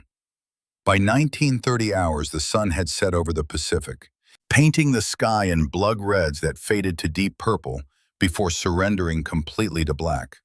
Full darkness descended like a curtain falling. No moon, cloud cover blocking the stars, the kind of primal darkness that city dwellers never experienced. Complete and absolute. 15 competitors, now 13 after day 3's withdrawals, stood on the night firing range watching as others checked their equipment. Thermal imaging scopes glowed with faint electronic light. Night vision devices cast eerie green illumination on the faces of men who wore them. Laser rangefinders with infrared capabilities were tested and retested, electronics humming with power. Every shooter had technology specifically designed for darkness, equipment that turned night into day. That made targets visible as clearly as noon. That gave them every possible advantage. Every shooter except Grace. Her M14 had no mounting rails for night vision, no thermal capability, no electronic aids whatsoever. In the darkness, she was as blind as any soldier from her father's generation, relying on eyes that nature had designed for daylight, not for hunting in the dark. Master Chief Reeves's voice carried across the range through speakers positioned around the course. Day 4 tests your ability to operate in denied environments. Night combat. No ambient light beyond starlight, which tonight is blocked by cloud cover. Targets at ranges from 400 to 1,200 yards. He paused to let that sink in. Maximum range in total darkness. Tonight we add complexity, hostage situations. You'll see silhouettes, some hostile, some civilian. You must identify friend from foe. Engage threats. Preserve innocent lives. Shoot a hostage and you're disqualified immediately. No second chances. No appeals. Hesitate too long and the scenario counts the hostage as killed by the enemy. You'll have 3 seconds per scenario to assess and engage. 8 scenarios total.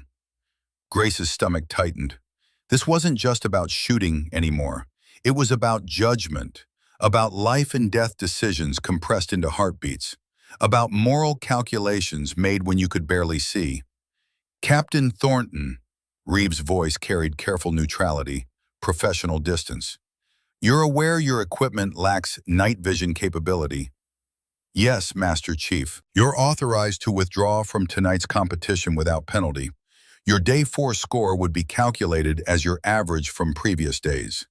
Given your performance so far, that would still maintain your lead. Every eye turned toward her.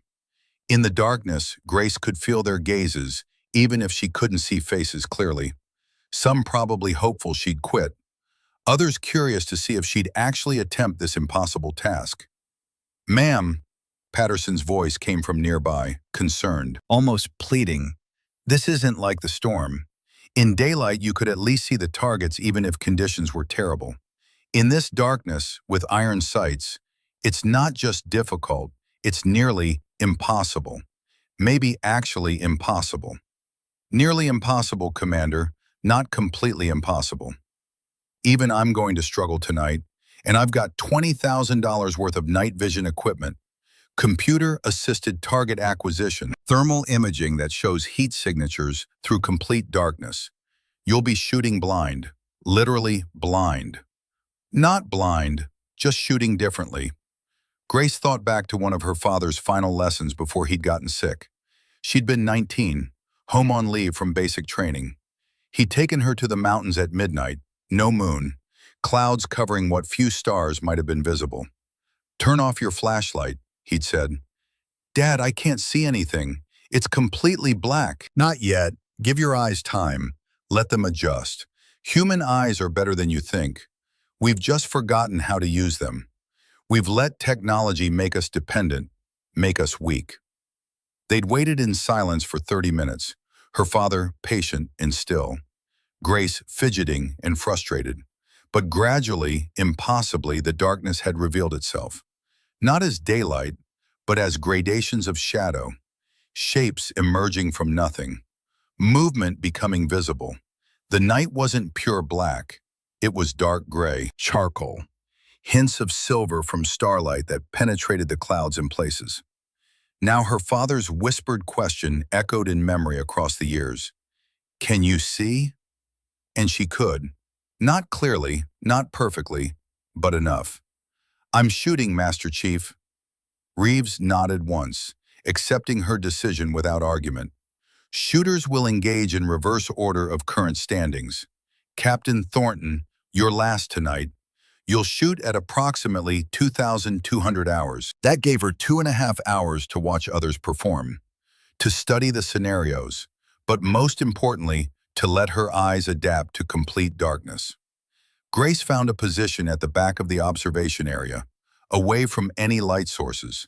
She closed her eyes for 10 full minutes, then opened them slowly, letting her pupils dilate fully, letting rod cells in her retinas adjust to darkness. Ancient mechanisms that predator species had used for millions of years before humans invented fire or tools. Patterson went first. His night vision equipment allowed him to identify and engage targets with impressive accuracy. She watched his performance on the monitors that showed thermal camera feeds of the scenarios. Professional, competent. He completed 8 scenarios successfully, missing only 2 where the lighting conditions were especially poor and targets appeared at maximum range. Chen managed 6 successful scenarios, solid performance demonstrating his skill, but he'd hesitated on 2 shots. That moment of doubt resulting in simulated hostage deaths that would have been real casualties in combat. Mitchell managed only 4 scenarios. His equipment worked perfectly, but his judgment was compromised. By anger, maybe, by the need to prove something after being embarrassed by obsolete iron sights and lost technology advantage. As each shooter performed, Grace studied everything she could, where targets appeared, patterns in their placement even though positions were supposedly random, timing sequences that might indicate computer algorithms. Most importantly, she let her eyes continue adapting. 30 minutes, 60 minutes, 90 minutes of progressive darkness adaptation. Her pupils dilating fully, taking up every photon of available light. Rod cells becoming hypersensitive, the ancient systems that let humans hunt at dawn and dusk, awakening fully for the first time in her modern life. "Captain Thornton, you're up." Grace walked to the firing line at 21:47 hours. Her M14 felt heavier than usual. Or perhaps that was just the weight of impossibility pressing down on her shoulders. She assumed her position, loaded her rifle, waited for the first scenario. The range lights that had been providing minimal ambient illumination died completely. Absolute darkness descended, the kind of darkness that made you question if your eyes were even open. Grace closed her eyes for 10 full seconds, then opened them slowly. The world wasn't black anymore. It was deep gray with hints of definition. She could see the outline of the scenario area, the vague shapes of building facades used for the hostage situations, the rectangular frames where targets would appear.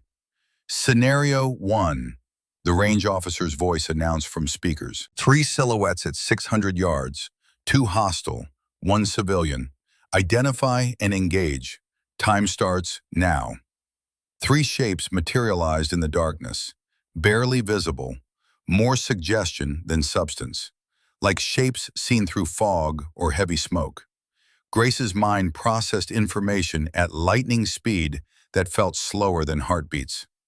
The leftmost shape held something angular, a rifle judging by the projection, the way it caught what minimal light existed. Center shape had hands raised, no weapon visible, defensive posture. Rightmost shape had weapons shouldered, aggressive stance, ready to fire. Left target first. It was turning to aim at something, maybe her, maybe the civilian. Grace aligned her iron sights using muscle memory more than vision. Leading slightly for the target's movement, she couldn't see her sights clearly, could barely see the target, but she knew where everything was, felt it more than saw it. She fired. Hit confirmed by the electronic sensor. Green light barely visible in the darkness. Right target immediately. Before it could engage the hostage, before it could fire on her. She shifted aim, fired, hit. 2 seconds had elapsed. The hostage remained standing, unharmed. Scenario 1 complete, no casualties. Grace allowed herself 1 slow breath before the next scenario loaded. Scenario 2 appeared at 800 yards. Even darker area. 4 silhouettes this time, 3 civilians, 1 hostile. The hostile was crouched behind a civilian, using the innocent as a shield. Grace waited, watching for movement, for any indication of position or intent, patterns that would reveal who was a threat. The hostile shifted slightly, exposing his shoulder and head for a fraction of a second. A sliver of vulnerability that required perfect timing and perfect aim. She fired into that narrow space, hit, hostage unharmed. Scenario 3. 5 silhouettes at 1,000 yards. Grace could barely see them as anything more than dark spots against slightly lighter background. Movement, shapes, but no details. No way to identify weapons or postures clearly. She watched for 2 full seconds. Burning time, but gathering information. Seeing patterns in how shapes moved, how they related to each other spatially. Building a mental picture from fragments. 2 hostiles, 3 civilians. She identified targets. Engaged. 2 shots, 2 hits. Civilians safe. By scenario 7, Grace had entered a state beyond conscious thought. Her shooting had become pure instinct. Eyes processing the minimal light available. Mind calculating angles and distances. Hands moving the rifle before her brain fully registered the decisions being made. She was operating on a level that transcended technique or technology, accessing something primal and perfect. The same state her father had achieved at Hue City when conscious thought would have been too slow, when instinct was the only thing fast enough to save lives. Scenario 8. The range officer's voice carried unusual gravity. Target at 1,200 yards, hostage situation, low light conditions, partial obstruction.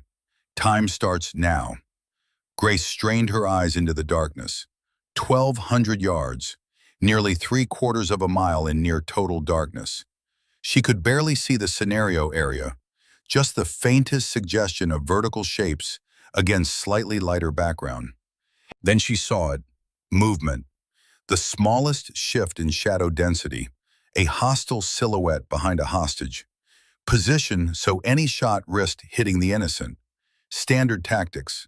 Coward's tactics, but effective. Her father's voice echoed in memory. A lesson that went beyond technique or mechanics, beyond anything that could be taught in a classroom. Sometimes you don't shoot what you see, you shoot what you know is there. Trust the fundamentals, trust your training, trust that if you do everything right, the bullet will go where it needs to go, even if you can't see it.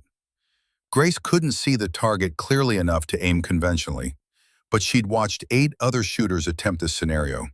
She knew where the hostile had to be positioned based on the scenario's geometry.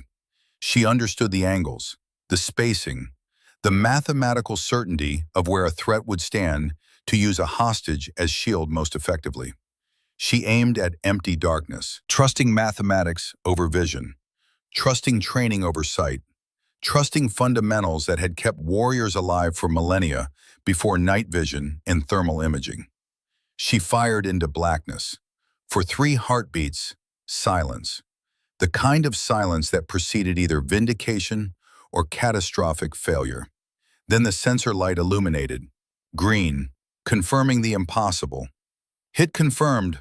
Hostage secure. Scenario 8 complete. The range erupted. Even competitors who'd been skeptical all week were standing now. Voices raised in disbelief and admiration. Staring at the darkness where Grace had just accomplished something that shouldn't have been possible. That violated every assumption about what human capability could achieve without technology. That proved fundamentals could overcome any obstacle if mastered deeply enough. Grace stood, cleared her weapon, her hands steady despite the adrenaline coursing through her system. She just shot a target she couldn't see, at a distance that required faith more than skill, and succeeded. Patterson was the first to reach her as she entered the observation bunker, his expression showing something between admiration and disbelief. That last shot, Grace, he paused, struggled to find words. You couldn't even see the target. How? I didn't need to see it, sir. I knew where it had to be. Mathematics, geometry, understanding that some truths exist whether you can see them or not. Master Chief Reeves's voice boomed across the range with something that sounded almost like pride. Perfect score, 8 scenarios, 8 successful completions, 0 hostage casualties. Captain Thornton extends her lead with performance that will be studied and discussed for generations. The scoreboard updated in the observation bunker. First place, Captain Grace Thornton, leading by a margin that now seemed absolutely insurmountable. Second place, Commander Daniel Patterson, professional performance but unable to match Grace's perfection. Third place, Lieutenant David Chen, falling further behind but still competitive for bronze. Fourth place, Lieutenant Ryan Mitchell, equipment failures and judgment errors dropping him out of medal contention. As competitors dispersed into the night, Reeves approached Grace privately, his weathered face showing rare satisfaction, maybe even joy. Tomorrow is the final day. Live fire urban combat simulation. Most complex scenario we've ever designed. Multiple threats. Split-second decisions under maximum stress. The culmination of everything we've tested this week. I'll be ready, Master Chief. I know you will. Reeves paused, then added quietly, Commander Stryker submitted a formal complaint tonight, claims your performance is statistically impossible without technological aid. He's demanding a comprehensive equipment inspection, suggesting you're using hidden electronics, night vision contacts, something he can't see, but that explains what his worldview can't accept. Grace's jaw tightened. Let him inspect everything I own, sir. He won't find anything because there's nothing to find. I told him the same thing. But watch your back tomorrow. This is his last chance to stop you. And a man who feels his entire belief system collapsing does desperate things. Dangerous things. That night, Grace couldn't sleep. She lay in her bunk staring at the ceiling. Tomorrow was the final day. The last test. After that, the competition would be over. Her father would receive his silver star, and she would have proven that fundamentals still mattered. But something felt wrong, a nagging sense that the worst was yet to come. She got up, checked her equipment for the 10th time. Her ammunition was secured. Her rifle was locked. Everything was as it should be, but the feeling wouldn't go away. Day 5 arrived with Grace's hands trembling from a discovery she'd made at 0300 hours. In the pre-dawn darkness, alone in her barracks, she'd inspected her ammunition for the final competition and found that nearly half the cartridges had been tampered with, damaged casings showing tool marks, improperly seated primers that would cause misfires, powder loads that felt wrong when she weighed them carefully, some too light, some too heavy, creating dangerous pressure variations that could jam her rifle or even cause catastrophic failure. Someone had replaced her carefully prepared rounds with sabotaged ammunition that could misfire, jam her rifle at a critical moment, even cause a barrel obstruction that might injure her or those nearby. This wasn't just competition sabotage anymore. This was potentially life-threatening. She'd reported it immediately to Master Chief Reeves, waking him at 0315 with a phone call. He'd arrived at her barracks within 5 minutes, examined the evidence, launched an investigation, and provided her with fresh ammunition from the armory's most secured stock. But time had been against her. Barely enough time to inspect the new rounds, verify they were safe, no time to practice with them, no time to verify they matched her rifle's unique characteristics. Every weapon had its preferences, its personality. Ammunition that worked perfectly in one rifle might group differently in another. And now at 0600, standing in the staging area for the final challenge, Grace's hands still shook slightly from adrenaline and anger. Day 5, Reeves's voice boomed across the range. Final competition, live fire urban combat simulation. You'll navigate a mock city environment with multiple buildings, civilians, hostiles, high-value targets, everything designed to test what you've learned this week. He gestured toward the elaborate training facility, a small city constructed from shipping containers and plywood, buildings with multiple floors, alleyways, elevated positions, danger areas, a maze designed to simulate hostile territory. Scenarios include close quarters battle, long-range precision shots, moral judgment calls, equipment failures. He paused on those last words, looking directly at Grace. Unexpected threats. Time pressure. Everything designed to test not just your shooting, but your judgment under maximum stress. Reeves continued.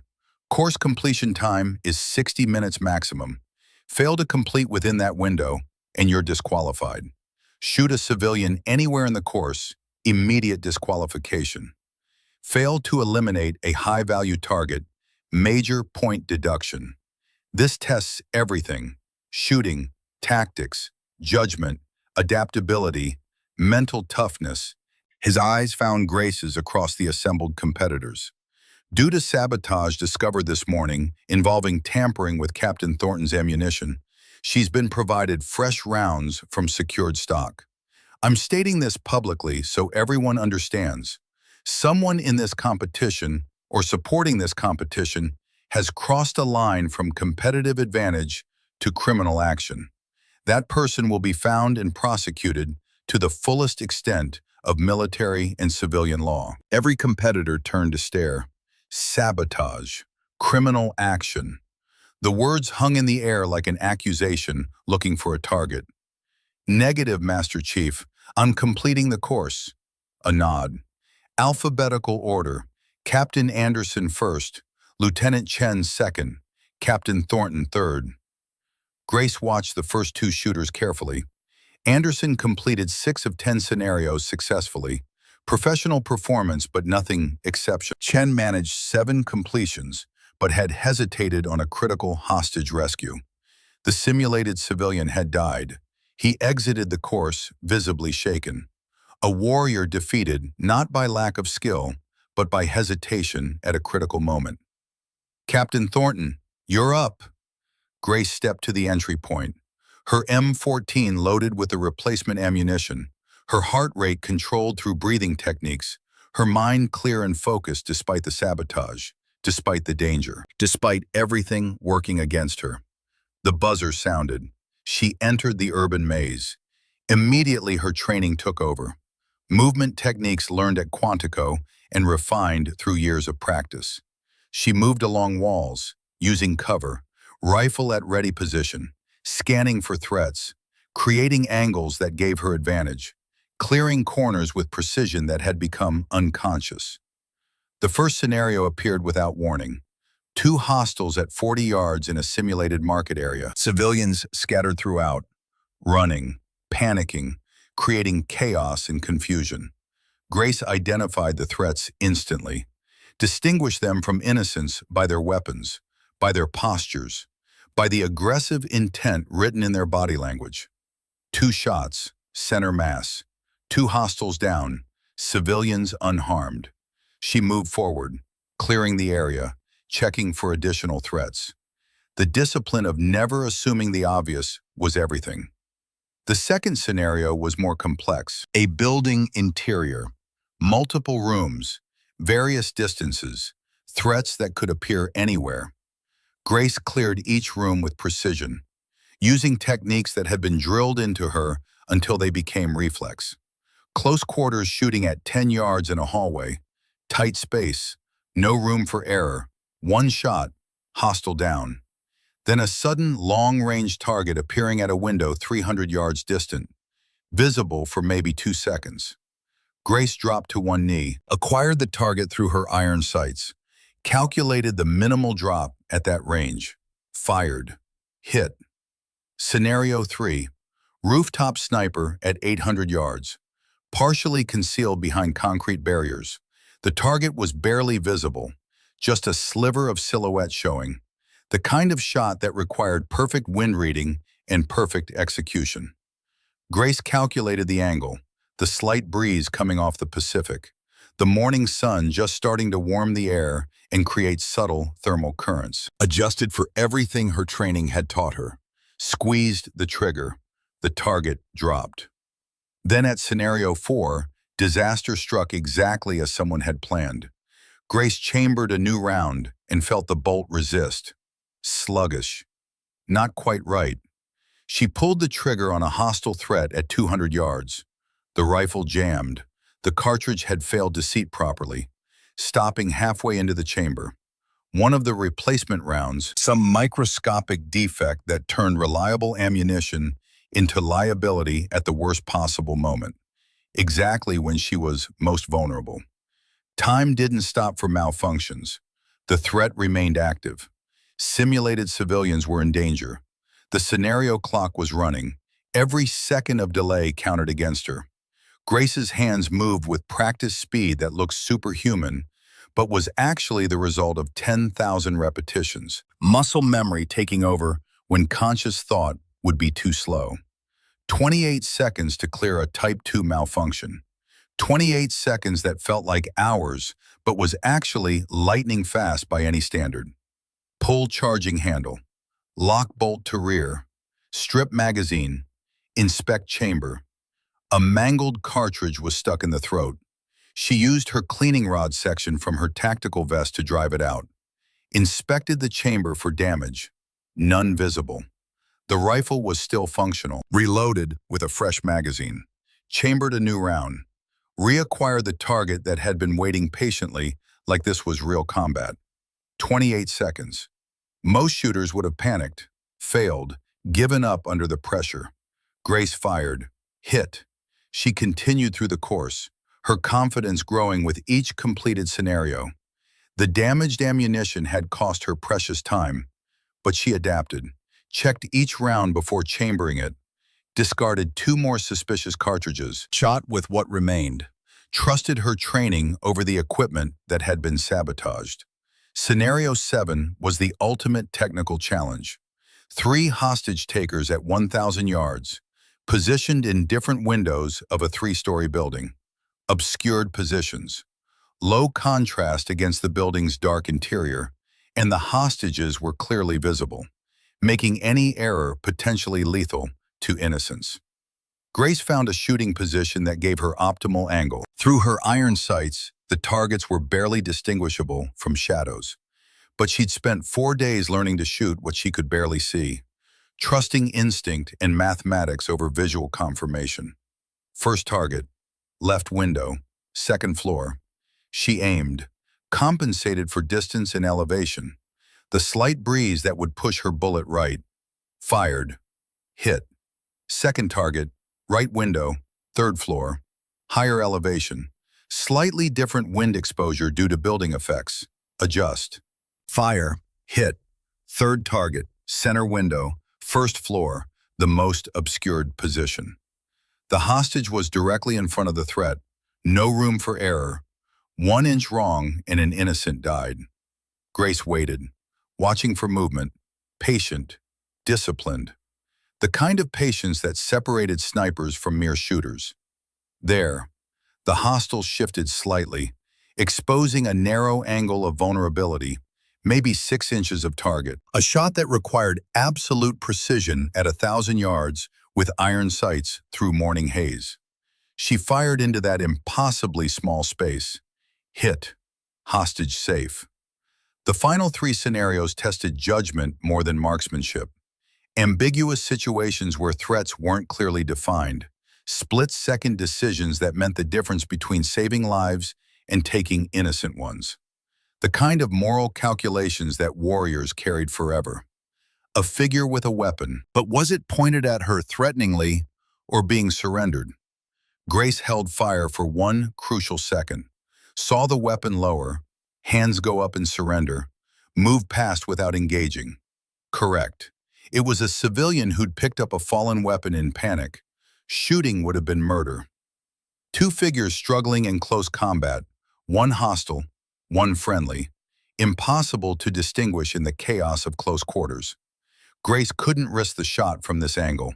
She moved quickly to a better position, flanking, creating an angle where she could identify the threat by tactical gear, eliminated him with 1 shot without harming the civilian he'd been attacking. The final scenario was deceptively simple. A single hostile at 600 yards. Exposed position, clear shot, easy by any standard, the kind of shot she could make in her sleep. But something felt wrong. Grace's instincts screamed warning. Years of training that taught her to question the obvious, to look for the trap in what seemed straightforward. She studied the situation for several seconds, burning time, but gathering information. There, a wire, barely visible against the ground, running from the hostile's position to a nearby building where civilians sheltered. A trap. Shooting the hostile would trigger an explosive device that would kill innocents. The scenario was testing whether she would think before shooting, whether she had the discipline to see beyond the obvious target. Grace redirected her aim to the wire itself. A target barely thicker than a pencil at 600 yards. The kind of shot that existed in theory, but rarely in practice. The kind of shot that required perfection. Her father's voice whispered in memory one final time. Sometimes the hardest shot is the one that saves lives without taking one. Grace's breath stilled. Her heart slowed through conscious control. The world narrowed to that single, thin line stretched across space. Barely visible, impossibly small. But there, she fired. The wire severed, sparking as the bullet cut through metal. The trap neutralized. Civilians saved. Then she eliminated the hostile with her next shot. One kill, but more importantly, multiple lives saved. The exit buzzer sounded. Grace emerged from the urban environment, her uniform soaked with sweat despite the cool morning. Her rifle's barrel still warm from firing, but her face showed calm focus, like she just completed routine training instead of something that would become legendary. Master Chief Reeves stood at the exit with stopwatch and tablet, his expression unreadable until she got close. Time, 42 minutes, 16 seconds. Scenarios completed, 10 of 10. Civilian casualties, 0. High-value targets eliminated, all confirmed. Equipment malfunction overcome in 28 seconds.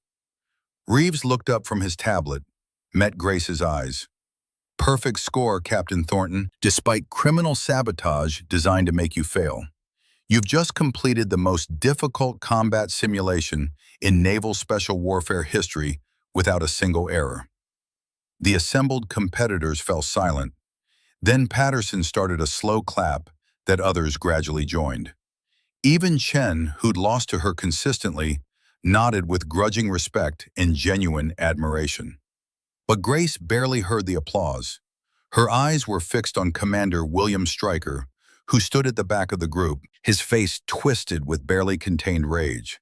He tried to sabotage her, tried to make her fail, tried to prove she didn't belong. And she'd beaten his sabotage along with everything else, proven that fundamentals could overcome even deliberate attempts to destroy them. Reeves's voice cut through the moment like a blade.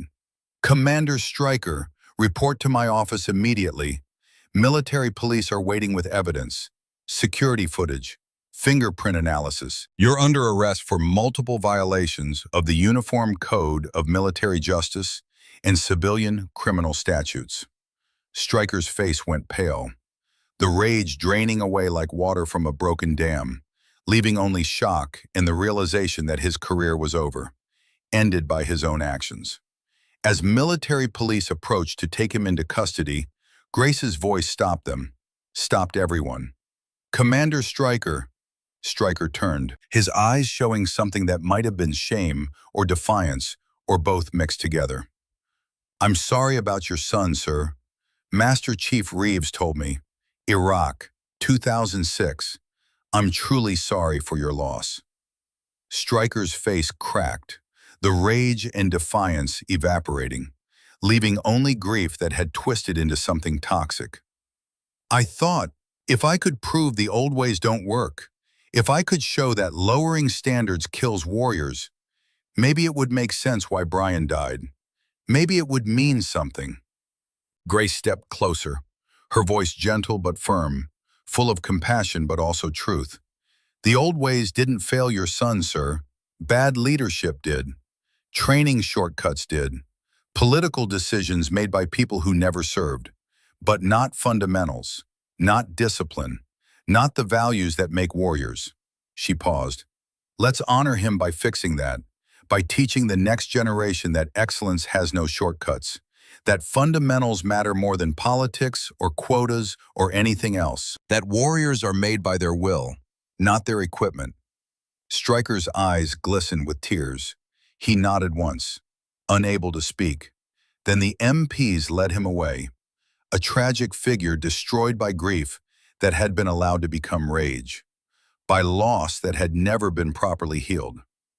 That afternoon, Master Chief Reeves gathered all remaining competitors for final standings and announcements. This has been the most challenging competition in Naval Special Warfare Command history. You've been tested in ways that revealed not just your skills, but your character, your adaptability, your ability to perform when every advantage is stripped away. He looked at the assembled warriors with genuine pride. But this year, something extraordinary happened. We witnessed a warrior prove that fundamentals outlast fashion, that discipline defeats dependency, that the person makes the weapon deadly, not the other way around. Reeves pulled out the final scoreboard. Third place with consistently strong performance across all 5 days. Lieutenant David Chen, United States Marine Corps. Chen stepped forward, accepted his award with professional grace. Second place demonstrating tactical excellence and consistent high-level performance under impossible conditions. Commander Daniel Patterson, United States Navy, Naval Special Warfare Command. Patterson stood, shook Reeves's hand, then turned and caught Grace's eye. Smiled with genuine friendship and respect. No resentment, just admiration. In first place, Reeves's voice grew stronger, won by a margin that removes all doubt. Perfect scores on days 1, 3, 4, and 5. Leading performance on day 2. All of this despite equipment sabotage, denied practice time, stolen ammunition, and criminal attempts to force failure. Grace stood, her heart pounding. The first woman to not only compete in, but completely dominate the Naval Special Warfare Advanced Sniper Competition. Captain Grace Thornton, United States Marine Corps. The assembly erupted. Not polite applause, thunderous recognition from warriors who understood exactly what she'd accomplished, what she'd overcome, what she'd proven.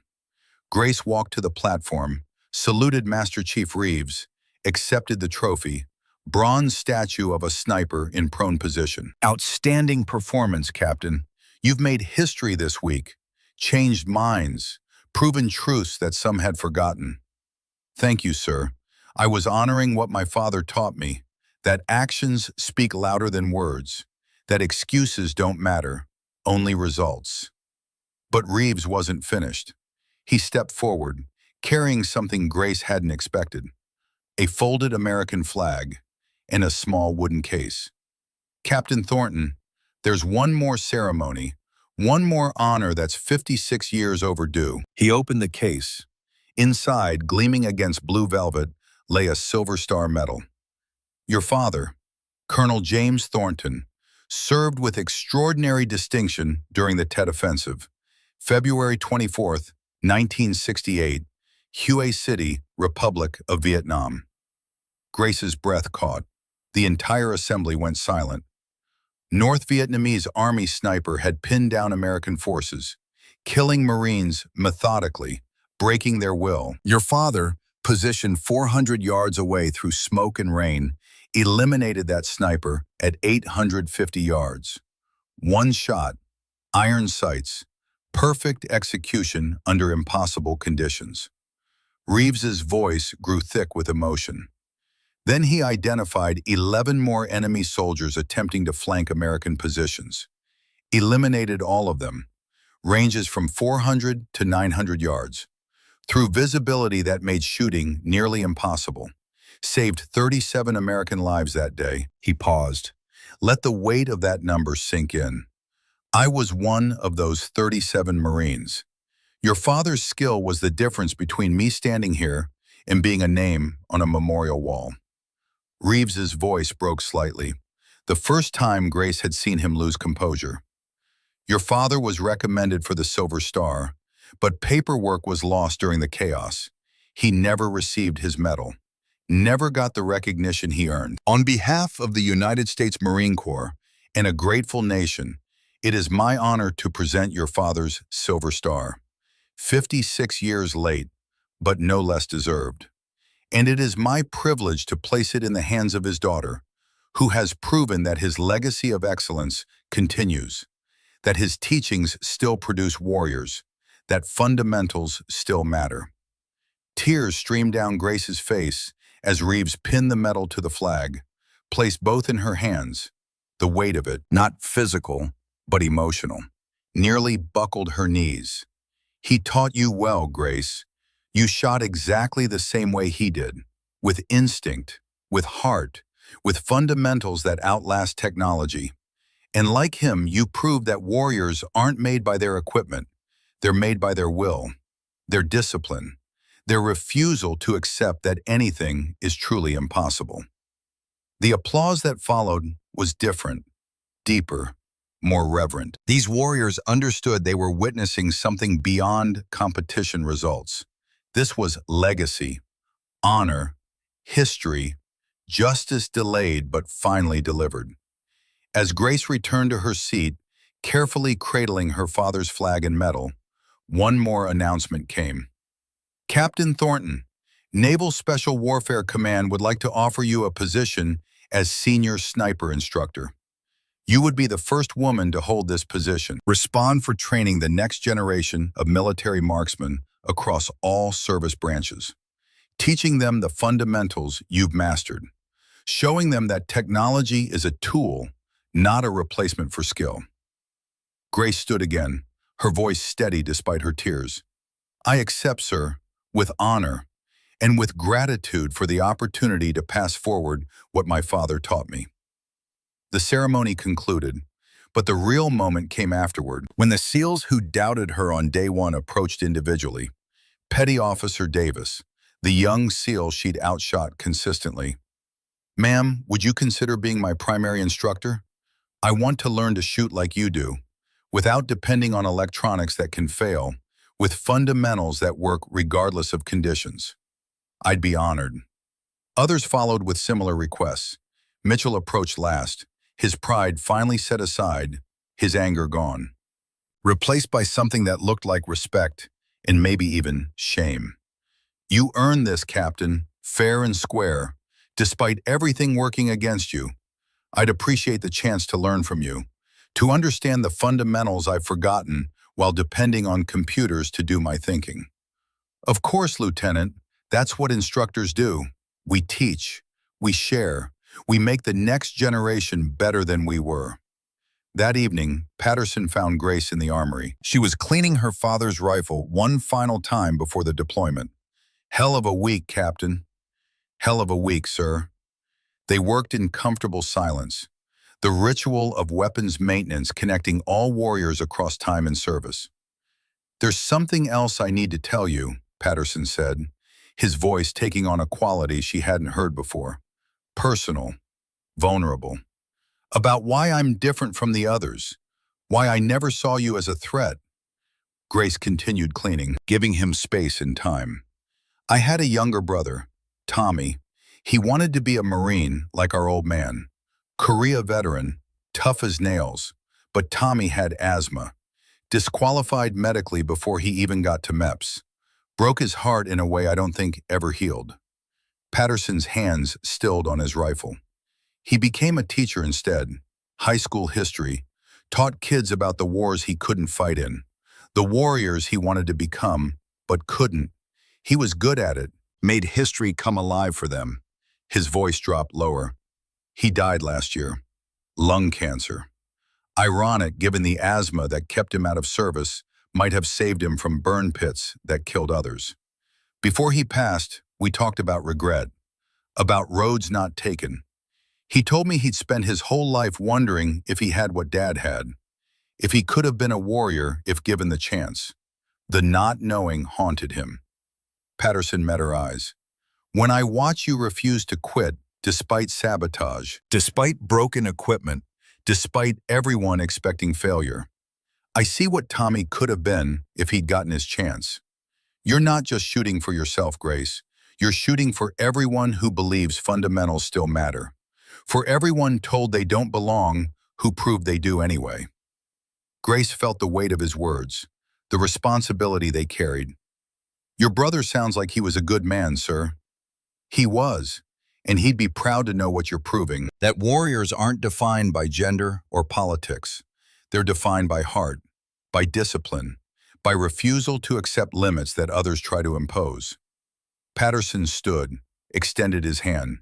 Joint Task Force deployment, 6 months overseas, advisory role training allied forces in fundamentals, mountain warfare, electronic denial, Areas where high-tech fails and old-school skills matter.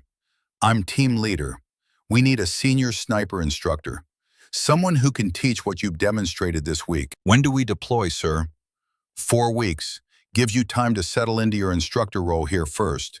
Develop training curriculum. Begin teaching the next generation. Grace shook his hand, firm, the grip of equals, of warriors who tested each other and found mutual respect. I'll be ready. 1 week later, Grace stood in her new office at the Naval Special Warfare Training Center. Her father's silver star sat on her desk beside her trophy. Tomorrow, she'd begin training her first class of students, teaching them what her father had taught her, that fundamentals outlasted fashion, that discipline defeated dependency, that warriors were made by their will, not their weapons. Her phone buzzed. Text from Patterson. Deployment briefing 1400 tomorrow. Bring your rifle. Where we're going, fundamentals matter more than technology. Old ways are new again. Grace smiled, loaded her father's M14 for tomorrow's class, for the deployment that would come, for whatever challenges lay ahead. They'd given her a broken rifle to prove she didn't belong. Instead, she'd proven that real warriors weren't defined by their equipment. They were defined by the fire inside that refused to quit, the discipline that wouldn't accept defeat, the fundamentals that outlasted every technological advantage. Her father had known that truth, had lived it in Hue City, had passed it to his daughter with the same care he'd maintained his rifle. Master Chief Reeves had known it, had survived Vietnam because of it, had spent 56 years waiting to honor the man who'd saved his life by teaching that same truth to a new generation. And now Captain Grace Thornton knew it too, knew it in her bones, in her trigger finger, in every perfectly placed shot. The old ways never died, they just waited for someone worthy to carry them forward. And Grace Thornton was ready, had always been ready, because she was her father's daughter. And warriors didn't need excuses, they just needed fundamentals.